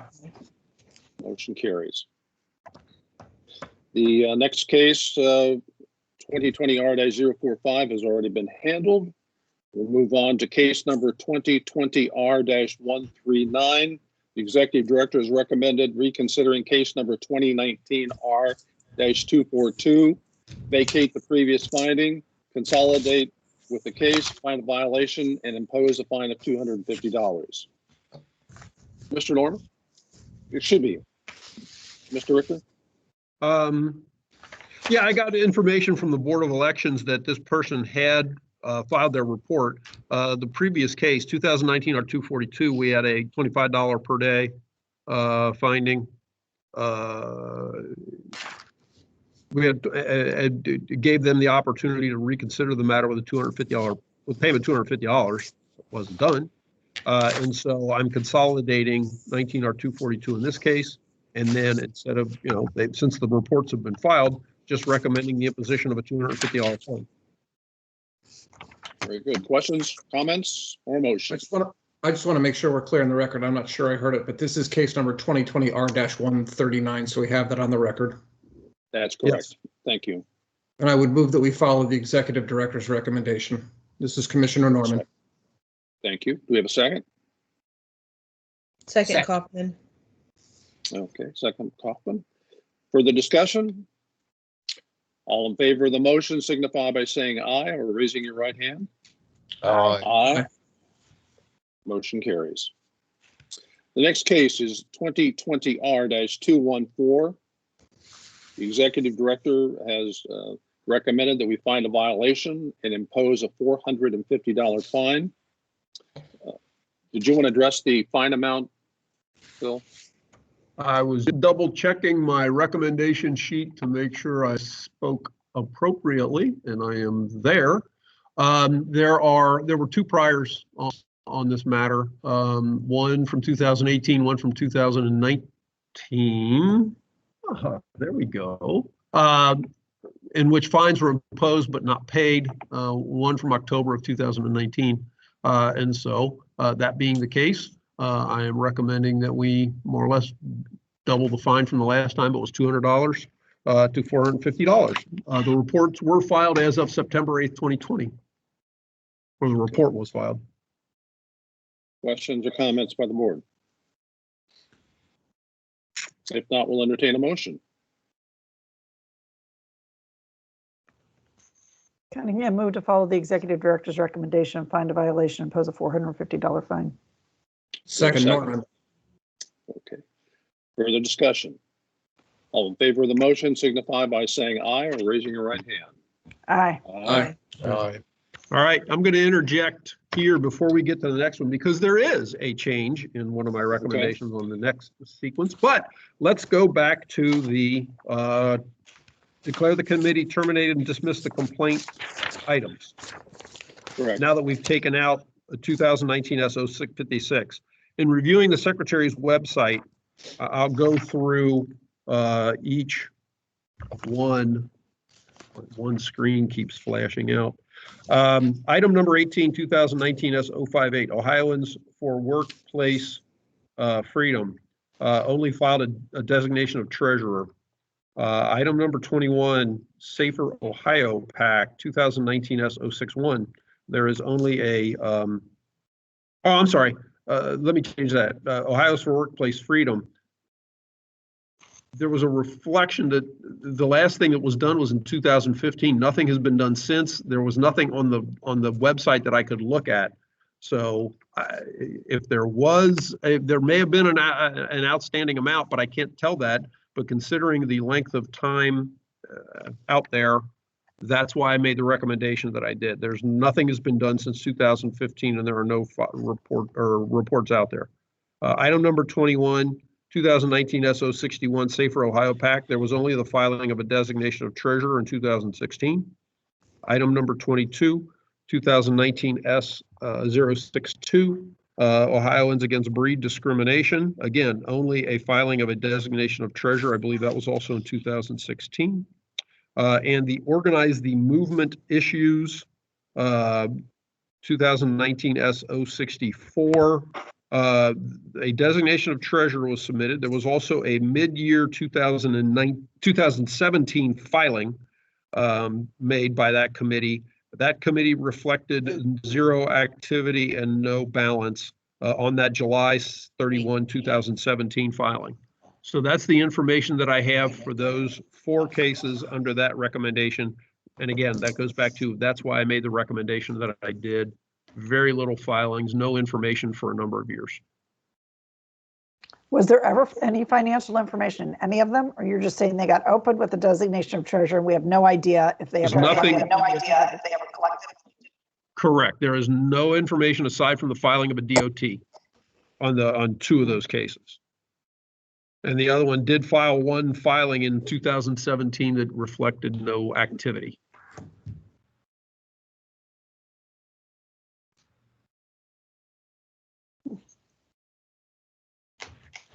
And the other one Catherine, is does that allow Amtrak you- 70 since 2015.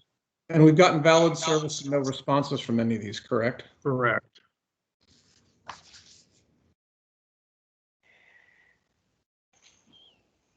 Or we didn't get service at all because there was no updated treasurer information. And so that's the other reason why I'm making this recommendation.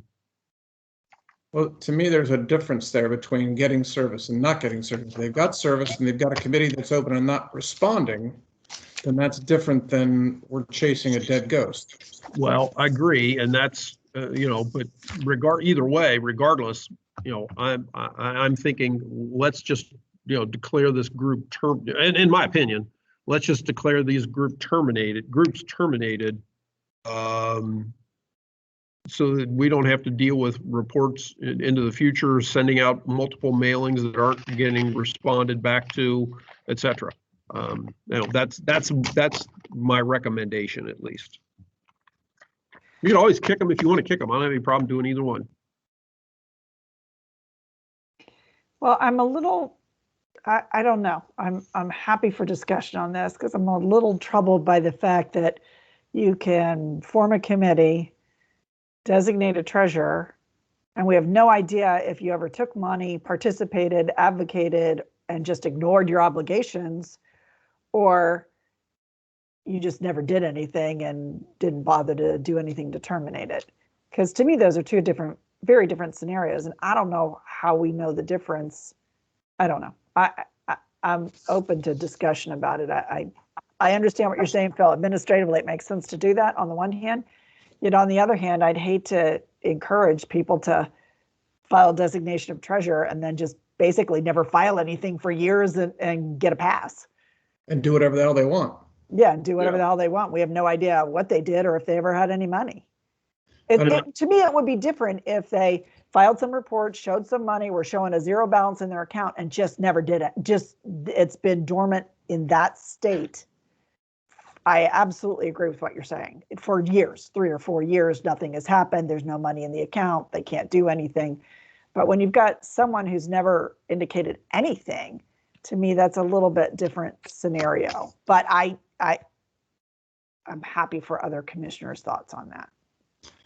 I agree, and I also have a problem when you've got people getting served, and if they're actually getting served and they're still ignoring it, then it raises another red flag. Yeah, I agree. Phil, what would the process be to further investigate whether or not monies exist in these various committees? How would we find out? Well, the one that didn't do anything that isn't on their website since 2015, presumably I'd make a request. I'm sure they have information that goes back farther. But, as it relates to the ones where only a DOT was filed,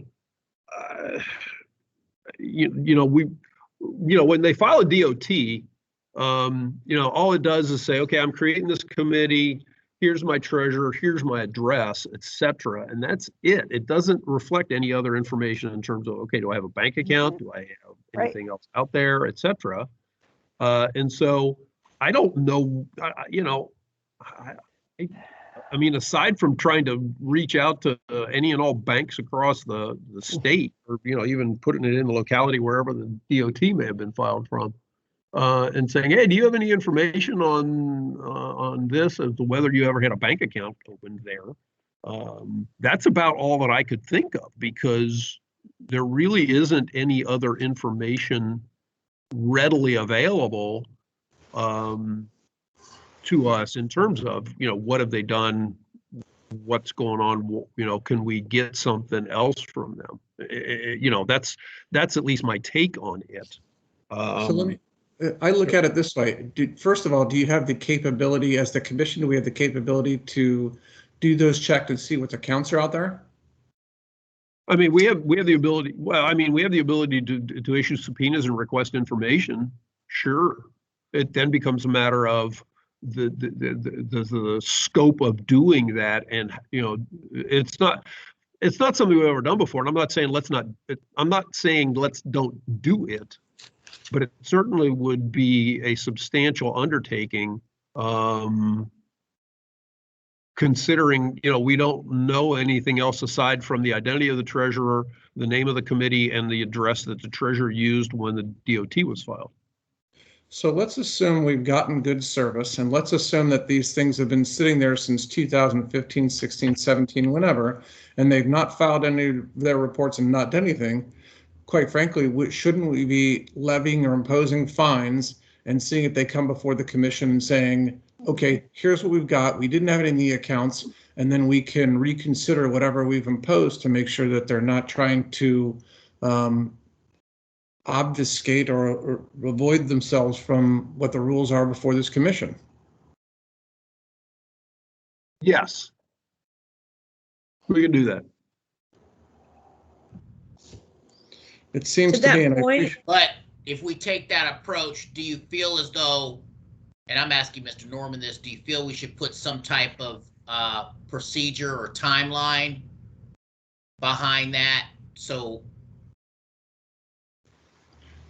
What I would recommend is that Mr. Richter figure out whatever fines we would have normally imposed and make a recommendation, and we set it for our next hearing and get them, because they've been served, and serve them for the next hearing and let them come in and say, here's what's true and here's what's not true.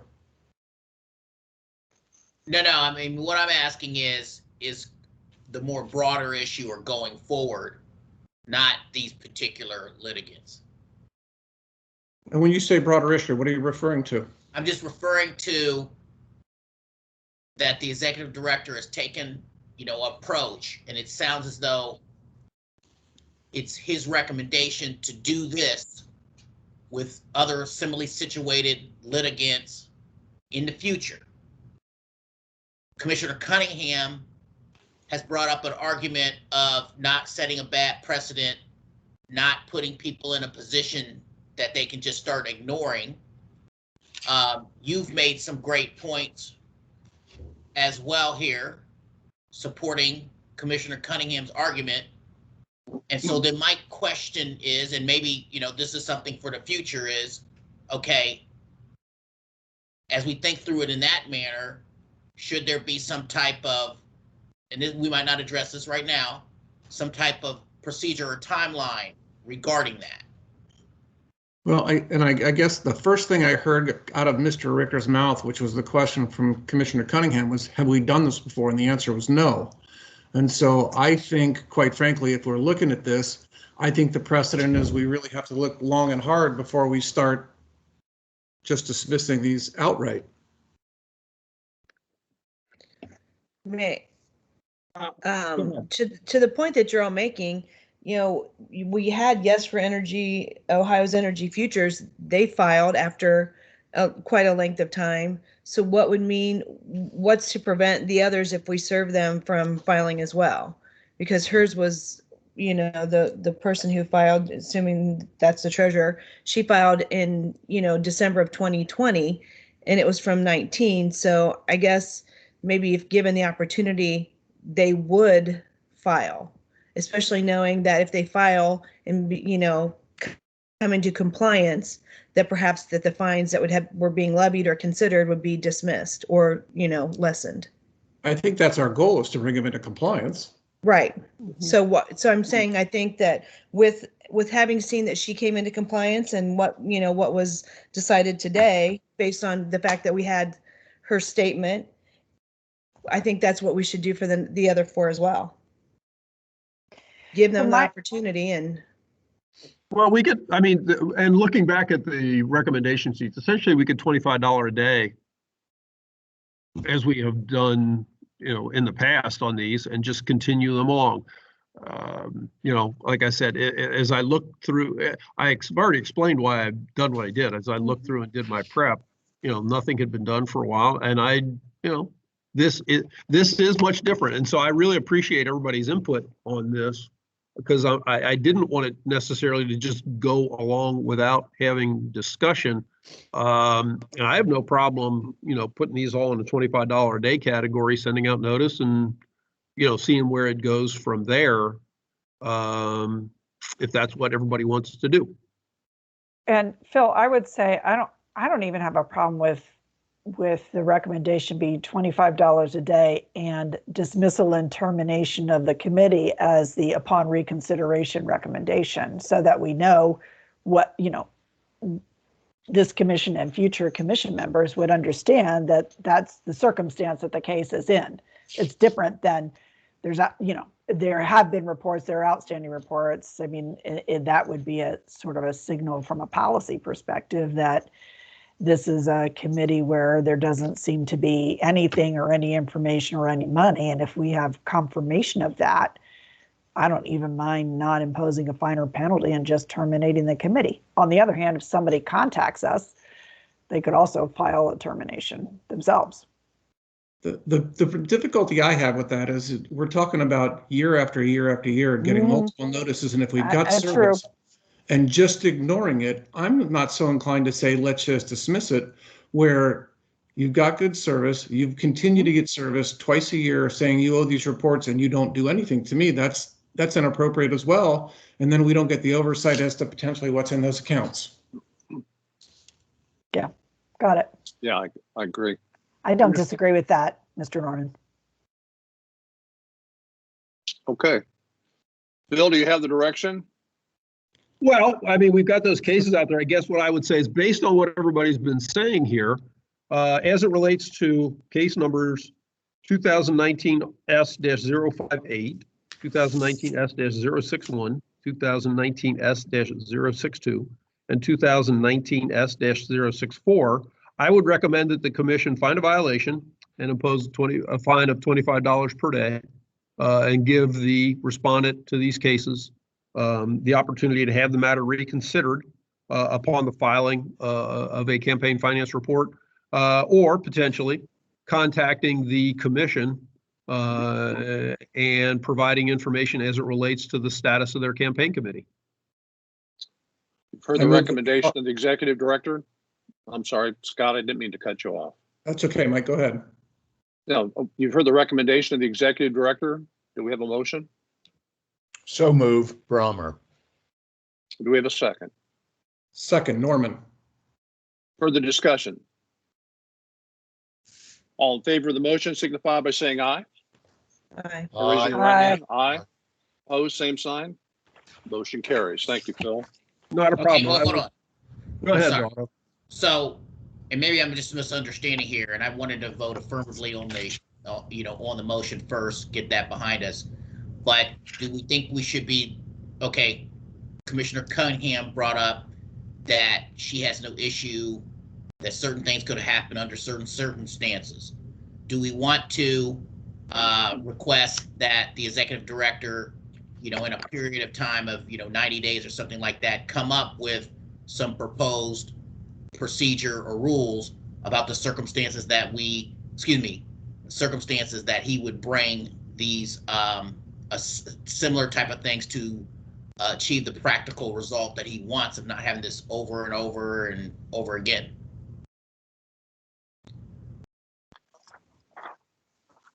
I'm going to interject and just say, this was a recommendation that was a little more than a little different. I didn't necessarily expect all the conversation we had, but I'm really thankful for it in terms of, kind of hashing out where we are on these. At this point, I would be inclined to say we'll treat them like a kind of a typical $25 a day. But if they do happen to come in and say, okay, we're going, hey, we have very limited information. We haven't done anything for a while. We can always bring them back and terminate them. But at this point, I think it's on them to go ahead and submit those filings and make the filings at this point, rather than have us just go ahead and either declare them terminated or do whatever else based on what I heard everybody say. I don't know if that's responsive to you, Otto, per se, but I'm thinking that our best approach is to just continue and see where this thing goes before we kind of set any kind of policy on it. I'm wondering, maybe to address both sides of that is if we can put a special note on the ICW, so when it comes back, we know sort of where we are on this and what your investigation reveals. So it'll flag those cases when they come back. Could be. Well, and then I also, as I just kind of stated in here, I'll probably listen to this to make sure I got what I said properly. Part of what I included in my recommendation there was, if they do come in and request reconsideration and make a special statement to us that says, hey, we haven't done anything for X number of years, and they have it they have it in a sworn statement, it's on the record. Well, then we have that. We could presumably then declare them terminated based on their statement that there has been no activity, and we have that on the record. And that could be submitted to the Secretary's office for their ability to remove that group. So again, it's on them to take some sort of an action here. And I don't know if that's necessarily a problem. I think it's been on them the entire time to take action. They're supposed to do the reports and they're supposed to appear there, or they don't do what they're supposed to do. Yes, that's true. Yeah. Well, I think what we're saying by putting them back into the $25 a day with reconsideration, we're hoping that they then come before us and tell us that their committees have no activity and have no money. Is that what we're trying to achieve here? I think we're trying to get them into compliance. Yeah. We'd like some evidence somewhere that it's just not somebody who's out there actively violating the law and we're giving them a pass because they're not filing anything. That's my perspective. And I appreciate you bringing that forward. Yeah. And I do too. Not a problem. All right, let's go ahead and move on to the next category right. then, unless I'm going to interject though. Item number 11 in there, Clayton Lucky, 2019 S045. Pull that one out. I'll comment on it at this point because when we sent out notice on this, let's see, let me look at Mr. Lucky's, what is he, 45.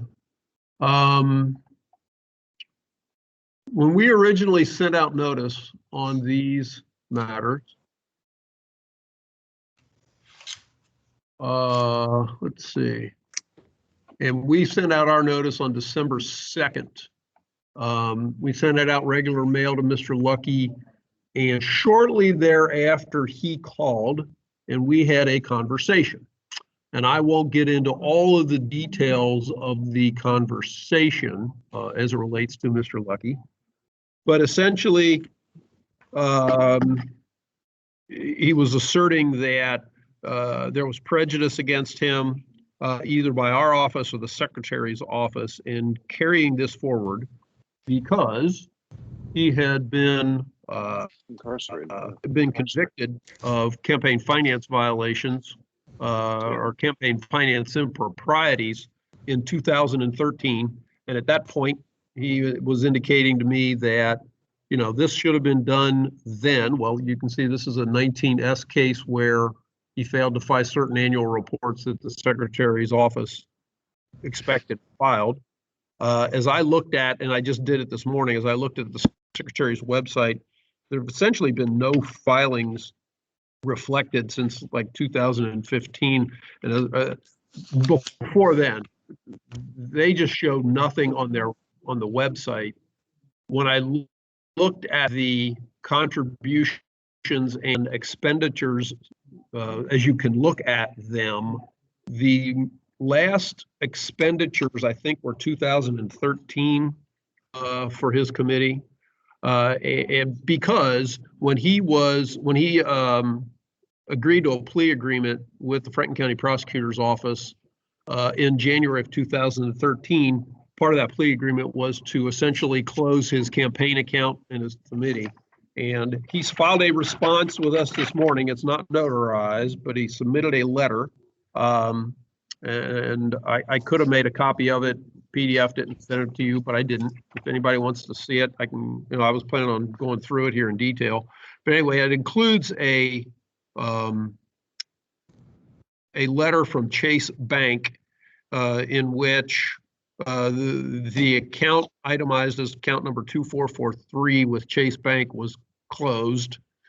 Doesn't say, oh yeah, it does. They closed the account on February 26th of 2013. So his account has been closed for a lengthy period of time. The agreement that he had with the court obligated him to close his campaign committee and not have any additional campaign finance activities. And I will read his letter into the record here at this point.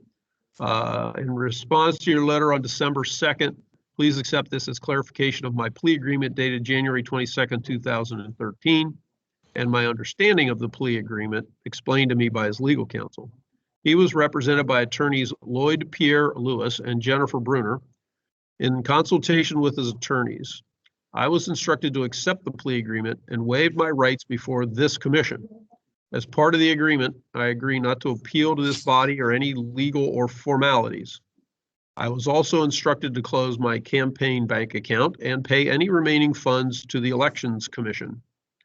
I closed the account. Copy of the letter from Chase Bank enclosed, parenthetically stated.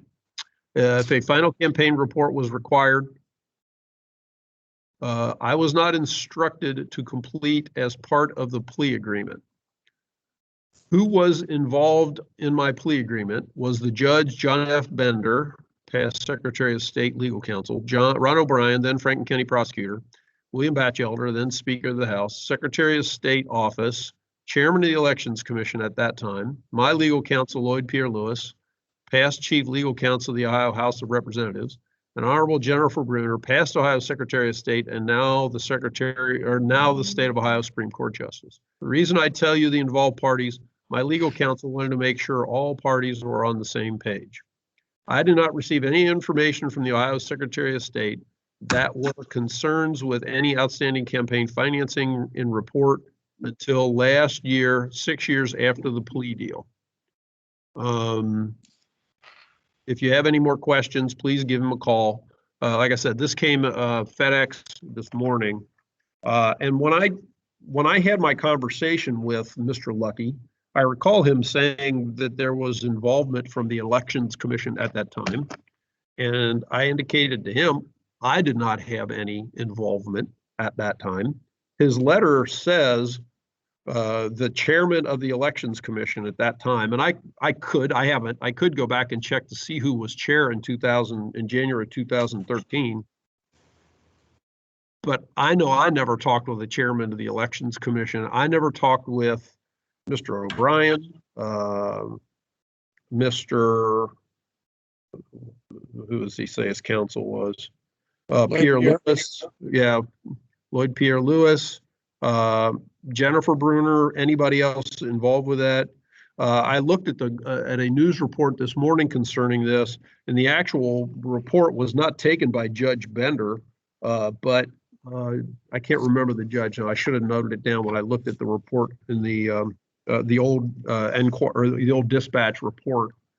I'm bringing all this up only to say I'm not sure what to do with this matter, because we could declare the committee terminated because he was obligated to do so by court order, and he says he did, and the bank says that he did.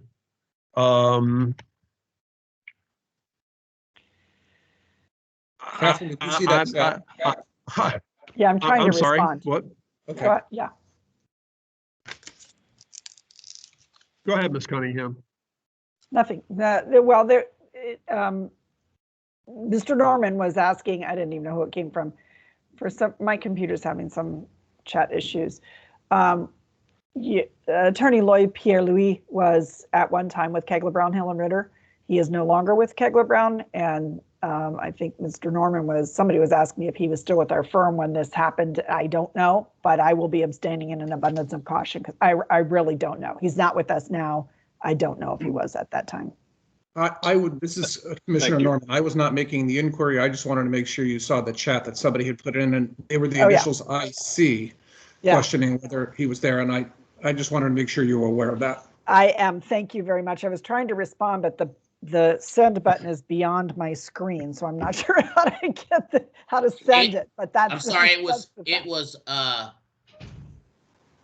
was me, Commissioner Beatty, that wrote Yeah. that Okay. comment. That's true. I have close relationships with him, and if the relevant plea bargain or whatever was in 2015, I think more likely than not, he was at He was. He probably was. firm at of that Kegler time. Brown at that time. Yep, probably was. I don't recall, but I would say so. And irrespective, I'll abstain. All right, so we Okay. ask the record again to reflect, Phil, and for the future that Catherine's recused herself and is abstaining from participation. That sounds more than fine. Anyway, I just looked up the news report I looked at. It was actually Judge Travis that was involved in his sentencing. I went back through the commission's records. There has not been a payment to the Ohio Elections Commission, which I also tried to make that point to Mr. Lucky at that time. According to the news report, there was supposedly $11,893 in restitution to the state is what the report says. I don't recall ever receiving any kind of a payment like that, either in 2013 or subsequent. I ran Mr. Lucky's name through the commission's database. We didn't have a case with him at the time. So Was that considering restitution to the commission, or was it restitution to the state of Ohio as it relates to his criminal plea? his comment was that it was to, that pay any remaining funds of the Elections Commission.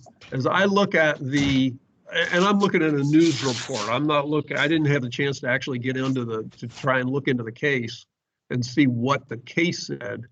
But what the news report from the dispatch says, sentenced Lucky to 3 years in prison, ordered him to pay $11,893 in restitution to the state following the agreement reached. And so Phil, I recall that at the time, but I have no recollection of ever talking about that. Phil, I'm sorry. Why don't we just go ahead and kick this case? It seems to me that one of the things that you need to do is you need to pull down the judgment entry of conviction in this case, because it will go ahead and spell out exactly the dollar amount and to whom it's supposed to go for what purposes. At least it should. It's the way it's generally done. I think it's important that we get as much information as we can in light of your conversation with Mr. Lucky before we go ahead and make any decision. So unless anybody has an objection to that, let's go ahead and have Phil get the additional information that we need, and then we can have a discussion about it at the next meeting, if that's acceptable. Not a problem. Mr. Chairman, you want to just declare that case continued then? Any objection from any members of the commission just to continue it until the next meeting, so we can get additional information? All right. Thank you. Sorry, I apologize for my rather lengthy and obtuse discussion, but it was like I have no problem dealing with these matters, but especially when I get a response. Having talked to him at the beginning of December and not getting a response until today is a bit frustrating. And it was not notarized. And it was not notarized, correct. Oh, wait a minute. Actually, it was. It was just separate. The notary was separate. I apologize. There is appeared and provide a satisfactory. Okay, I apologize. It was sworn. All right, then case number. It's not on the letter, but it was separate. Anyway, go ahead. 045 will be continued until our February. Now we can deal with the rest. Now we can deal with the rest of the $25 a days, which is a rather lengthy list. But go ahead, Mr. Chair. Maybe next meeting. 2019 S-041, 2019 S-046, 2019 S-054, 2020-054, 2020 R-064, 2020 R-091, 2020 R-093, 2020 R-108, 2020 R-116, 2020 R-118, 2020 R-142, 2020 R-157, 2020 R-166. Recommendation of the executive director is that we go ahead and find a violation and impose a fine of $25 a day with reconsideration option. Bill, anything further on that? Nope, just go forward with that recommendation. All right. Do we have a motion to that effect? So moved, Commissioner Norman. Do we have a second? Second, Beatty. All right, so we have a motion to go ahead and find a violation and impose a fine of $25 a day.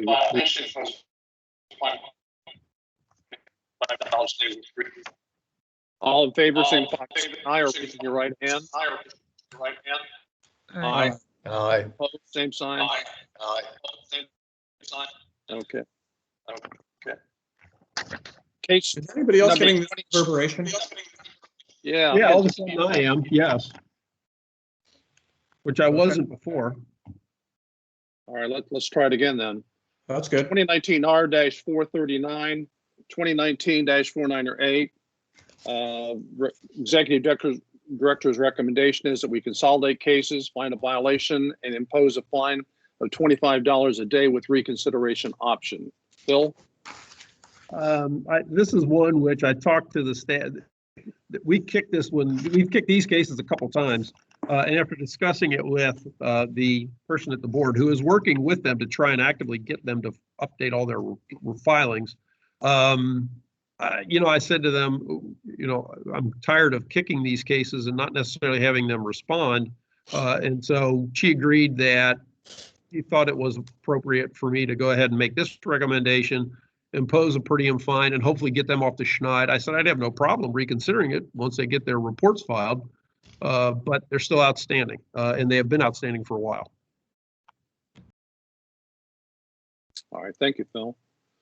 Questions, comments, or a motion?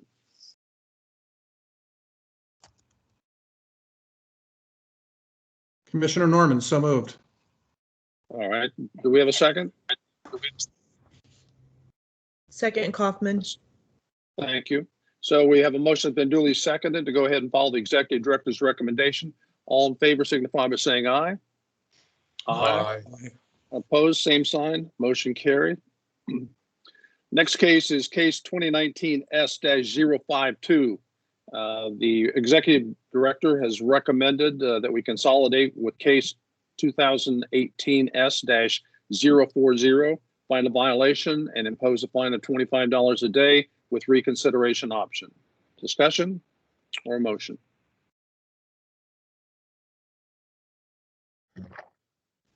Cunningham, move we follow the executive director's recommendation.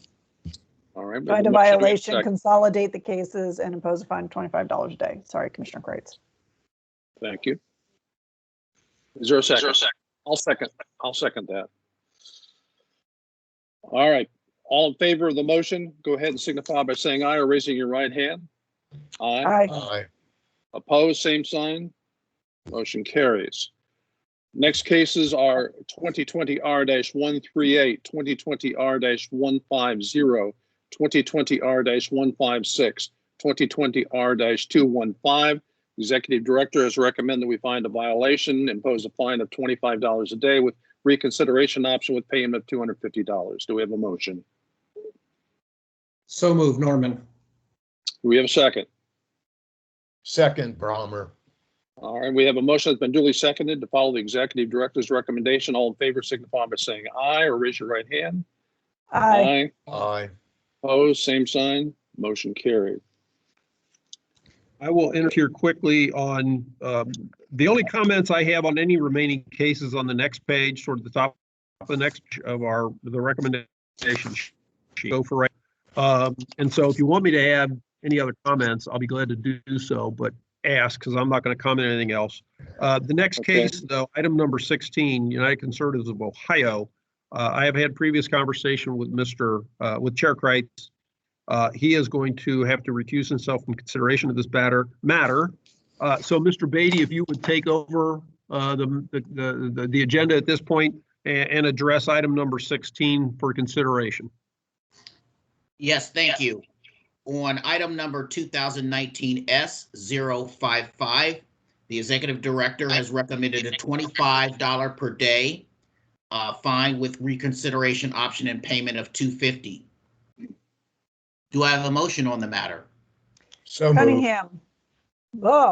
Cunningham, second that we find a violation and follow the executive director's recommendation for a $25 a day fine with a reconsideration option with the payment of $250. Having heard such motion and having it be properly seconded, do we have a vote? Please indicate by raising your hand and saying aye. Aye. The motion is passed. I'll Thank you yield very the much. Thank you. agenda back Please, to- please note my abstention. Thank you, Mr. Beatty. Next case is case 2019 S-050. The executive director recommends consolidating with case number 2018 S-039er. Find a violation and impose a fine of $25 a day with reconsideration option with a payment of $250. Do we have a motion? Scott, it makes you want to say 10-4, doesn't it? It does. Well, it's What? really funny to me because it's a famous quote from Tommy Boy, which is, "Did I hear a niner in there?" What's Tommy Boy? It's a movie with David Spade and the late great, what's his name now? Chris Farley. Chris Farley. Chris Farley. Chris Oh, Farley. okay. And and part of it is in Ohio, isn't it? I think so, yeah. Yeah, I think it is. Well, the company is based in Ohio. Yes, I know they're traveling the country, but it's based in Ohio, yes. You got it. I'll move to follow the executive director's recommendation after that little quip. Do we have a second? Second, Kaufman. All right. All in favor signify by saying aye or raising your right hand. Aye. Aye. All right, motion carries. Next cases are 2020 R-242, 2020 R-244, 2020 R-248, 2020 R-257, 2020 R-264. Executive Director is recommending find a violation and impose a fine of $9,075 plus $25 a day with reconsideration option. Is there a motion to follow the Executive Director's recommendation?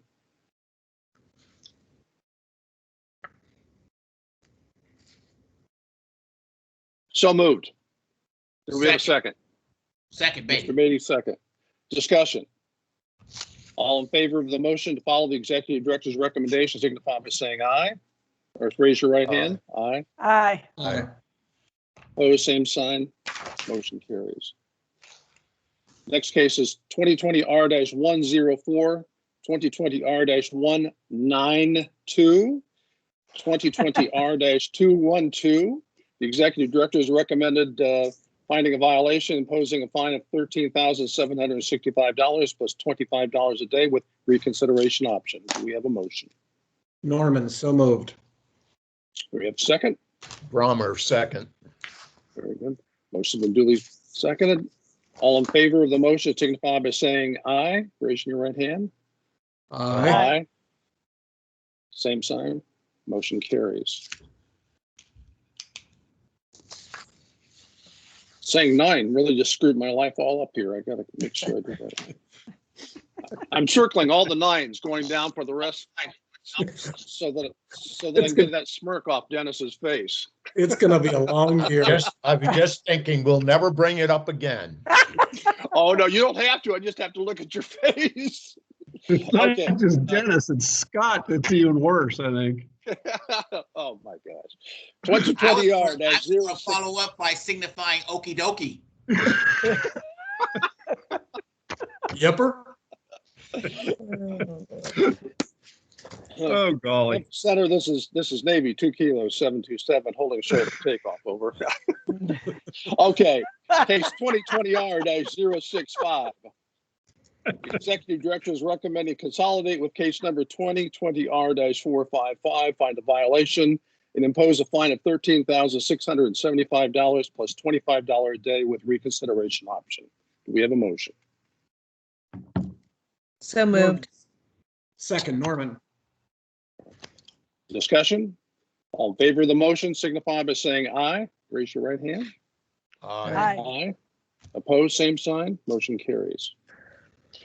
Next items are 2020 R-146, 2020 R-218, 2020R-228, 2020R-246, 2020R-254, 2020R-273, 2020R-278. Executive Director is recommending fine violation, impose a fine of $36,300 plus $100 a day with reconsideration option. Is there a motion? So moved. Do we have a second? Second, Brommer. Okay. All in favor of the motion signify by saying aye or raising your right hand. Aye. Aye. Motion carries. Next case is case 2020R-238. Executive Director finding a violation, imposing a fine of $41,400 plus $100 a day with reconsideration option. Do we have a motion? So move, Norman. Second, Beatty. Thank you. All in favor of the motion, signify by saying aye or raising your right hand. Aye. Aye. All opposed, same sign. Motion carries. All right, here's what I'll interject. The next case is under the 54,700 item.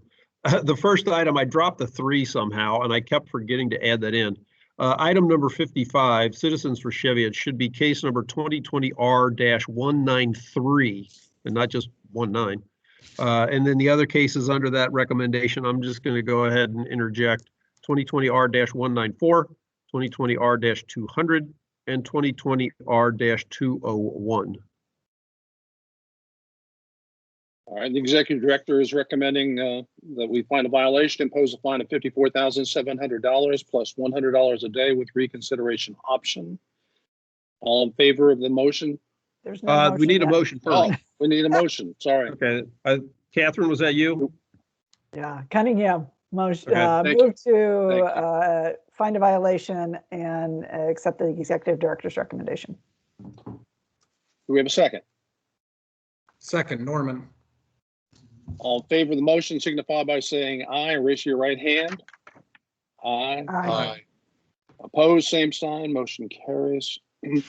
Next case is 2020R-061. The Executive Director recommends consolidating with case number 2020R-449, find a violation and impose a fine of $18,100 plus $100 a day with reconsideration option. Do we have a motion?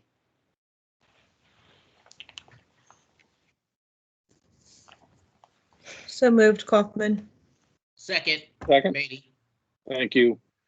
All in favor of the motion signify by saying aye or raising your right hand. Aye. Aye. Opposed, same sign. Motion carries. Phil, do we need commission action on the continuances for the next 3 Nope. categories? You have Okay. the ability to continue them, Mr. Chair. Very And good. so- 2020R-186 is being continued upon request of respondent to the commission meeting of February 18, 2021. Case number 2019R-530, 2020R-080, 2020R-168 being continued for service. Case number 2019S-060 continued upon request of respondent. Under reconsiderations, case number 2020R-111, recommendation of the Executive Director is to reconsider the matter, vacate the previous imposition of per diem fine, and instead impose a fine of $100. Phil, do you have anything you want to talk about on that before we make a motion? No, not really. I mean, the guy got his reports filed, requested reconsideration. I don't think there were any priors. All the way down. Come on, screen. There we go. No, there was no prior, but he didn't timely file it. He was not quite a year late. And so I think that $100 fine is appropriate.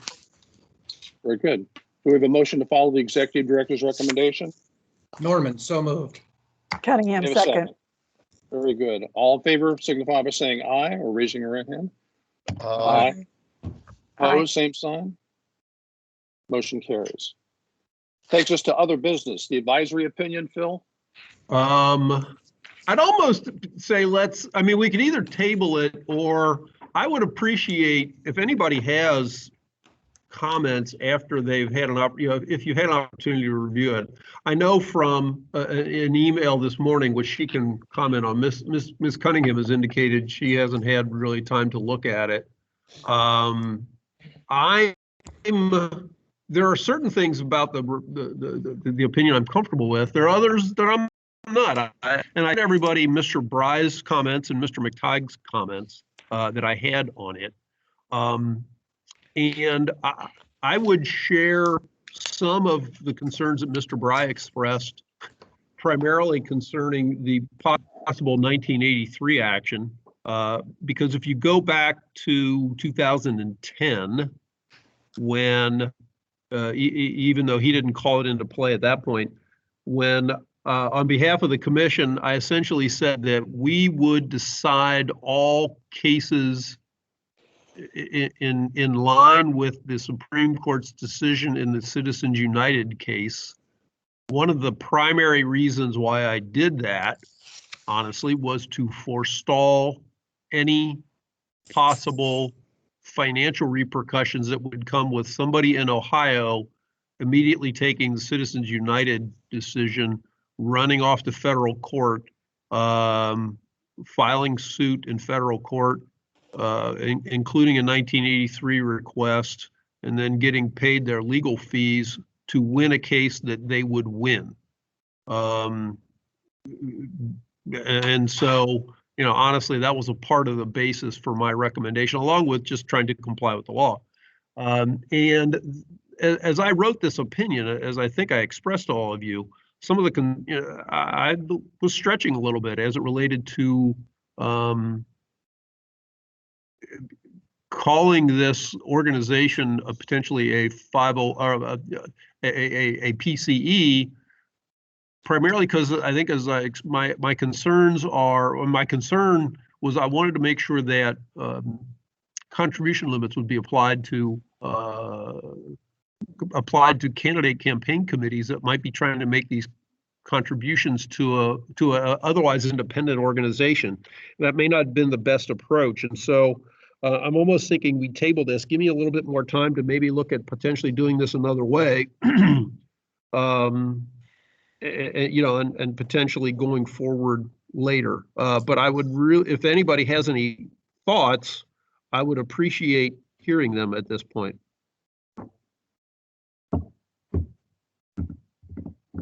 Phil, I need a little extra time to review it. I've read it once or twice, and I've read the comments of the council, but I need to really absorb it a little bit more and get back to you. You know, obviously my concerns you kind of set out in connection with the Citizens United case and things of that nature, but yeah. Do we need to have a motion to table if that's what the pleasure of the commission is? It probably wouldn't hurt, but I don't know that we need to. I mean, I can just reflect in the minutes, you know, that there was no action taken to approve it, because that's the only other thing we would do is approve it. And again, I responded kind of in the email, but since Mr. Bromer, you know, you and I had brief conversation about this ahead of time, I'm comfortable with my position that there really isn't any other impact on labor unions as it relates to the writing of this opinion, because it was focused on, you know, I did try and focus it on the recipient of the contribution side to the corporate entities that are referenced in the request. And so, you know, after having reviewed it and then again seeing, I think, Mr. McTighe's comments from yesterday morning, I'm comfortable that there's no additional impact that this, you know, if we were to adopt it as is, I don't think there's any additional impact on labor unions by the writing of this opinion or the manner in which it's written. And I don't know if anybody else has any other comments, questions at this point, but if there's no intent to approve this, I say we just, you know, I'll reflect in the minutes that the commission will bring it up at a future meeting, whether it's February 18th. I don't know the answer to that, but I will try and move it forward so that I can get something out to you in short order. Okay. If everybody's okay with that. Is that acceptable to the commission? Yes. All right, let's go ahead and do it then. Okay, cool. Anything else, Phil? That is all I have, aside from I actually have the proper date for the next meeting, I think, on here. And that's then gonna be also, February the 18th? yeah, I will defer back to you in a second, Mr. Kreitz, because when we talked the other day, you mentioned something about ethics, and I wanted you to comment on that for everybody. Okay. As I kind of put in my last email, there's a possibility that the Elkins case may be on the next meeting.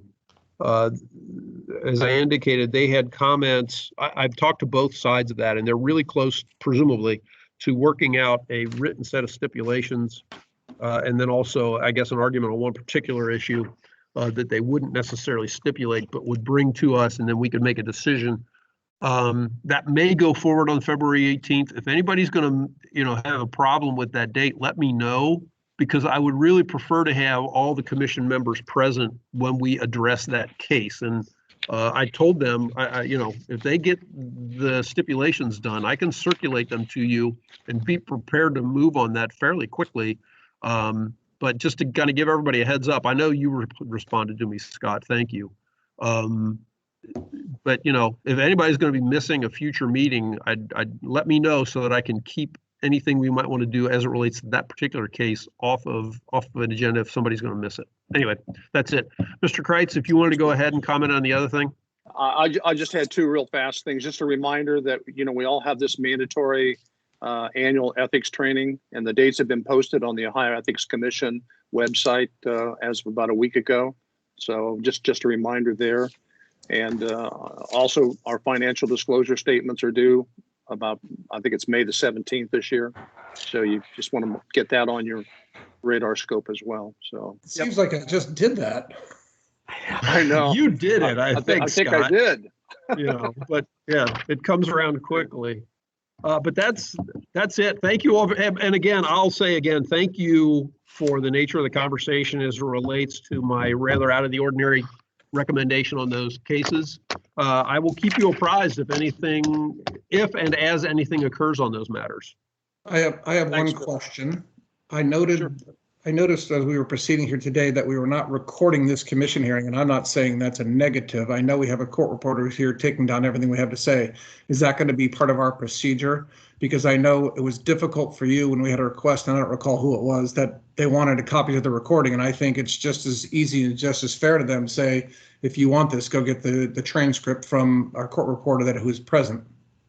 I'm looking at mine that says recording has started. This meeting is being recorded. By joining, you are giving consent for this meeting to be recorded. So I never got that. You may not have gotten it. I'm sorry. What'd you say, Dennis? Did you see it? That's on mine too. Yeah. On my screen. Maybe it doesn't happen in Florida. What? What'd you say, Scott? It usually scrolls across the top of my bar saying this is being recorded, but I didn't get it today.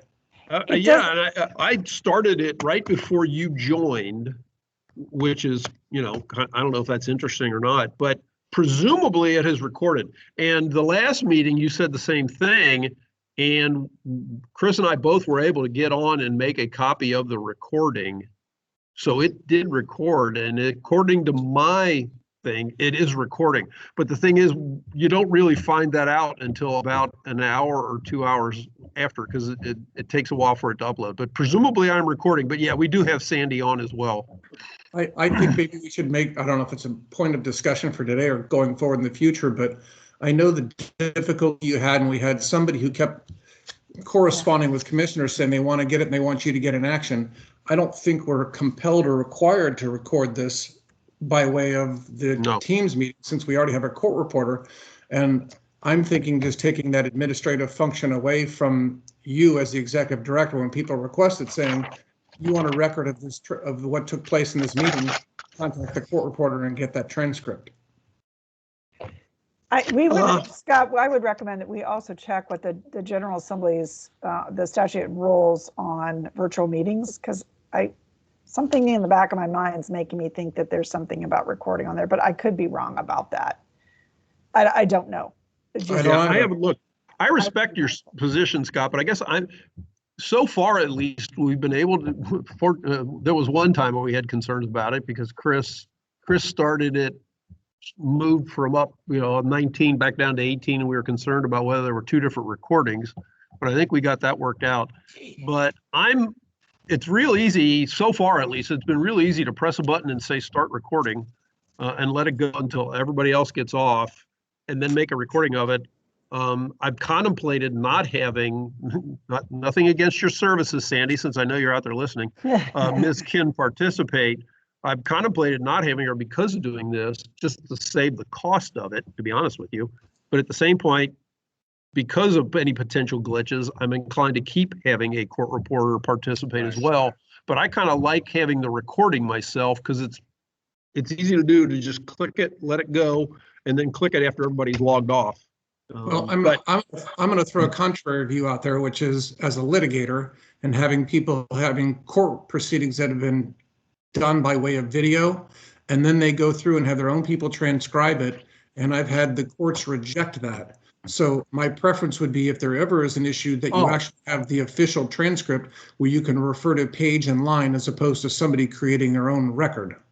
Oh, okay. That I understand and respect that, and I will continue to have a court reporter present, because I think if we end up having a matter appealed, I would too put the transcript in to have it as the official document. Fortunately, we haven't gotten to that point yet, but I understand where you're coming from, and I respect that, and I think that would be appropriate, and I will continue to do that. And I've had our 10th district reject that, where they have attempted to create their own transcript based upon the video and say, no, that's not sufficient. Really? Okay. Wow. Thanks, I've never had a transcript rejected, but I've had courts require that the video be submitted with it, that you can't do it independently. Or the audio. So anyway, the one thing I wanted to mention, I was having trouble logging on this morning. Apologies, and had to restart my computer a couple times, but I went on to the commission's website thinking I could just get a link there and maybe get in that way. I wasn't sure what my problem was, and it seemed like there wasn't a separate automatic link on the commission's website to join the meeting. Is that right? Well, you got to go to the date of the meeting that's reflected on the front page. I did. There was one. Oh, and then it's under, Chris has it listed under register is what he's telling me. I'm sorry, go ahead, Otto. I'm saying there was one. That's how I got in today. Okay.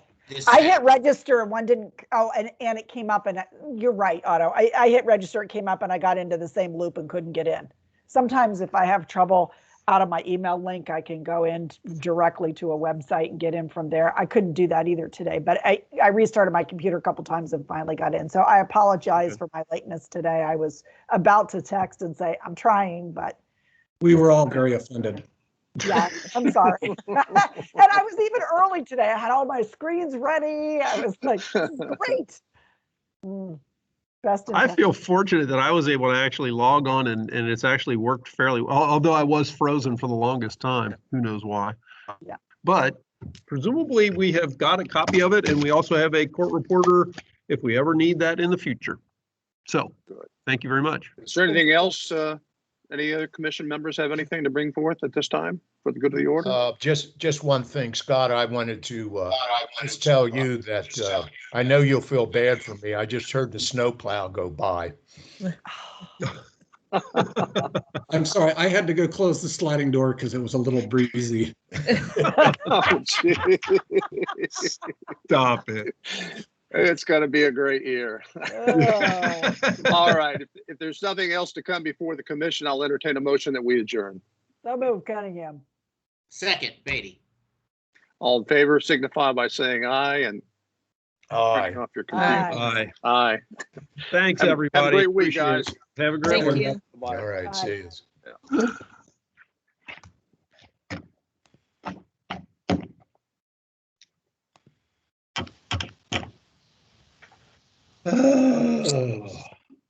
Thank you. Have a good day. Thanks, Sandy. Appreciate your efforts. Yeah, And, thank you. at least you know we're going to keep having you around for a while. That's fine. Just let me know if you need anything. I appreciate it. We'll do. Sandy, while I've got you on here, Yeah. did you ever locate those payments that we had discussed? You said, I didn't see them. No, I haven't. I got one. And I can send that to you what I received, but I haven't received the other ones yet. So, but I'll let you know. I'll keep you Okay, posted. I'll press OBM again and find out what happened to that check, if it was ever cashed or whatever happened. Okay. So I haven't forgotten about it. I sent an email and haven't gotten a response. No problem. Okay. Thank you. Thank you. Take Thanks, care. Andy. All right. Bye-bye. Bye.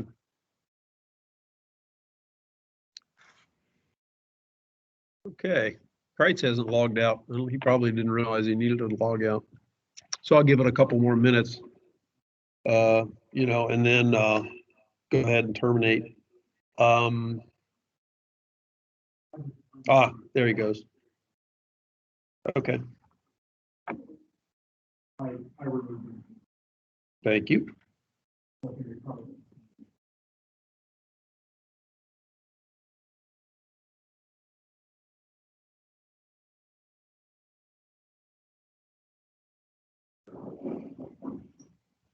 Well, let's hope we've got a recording.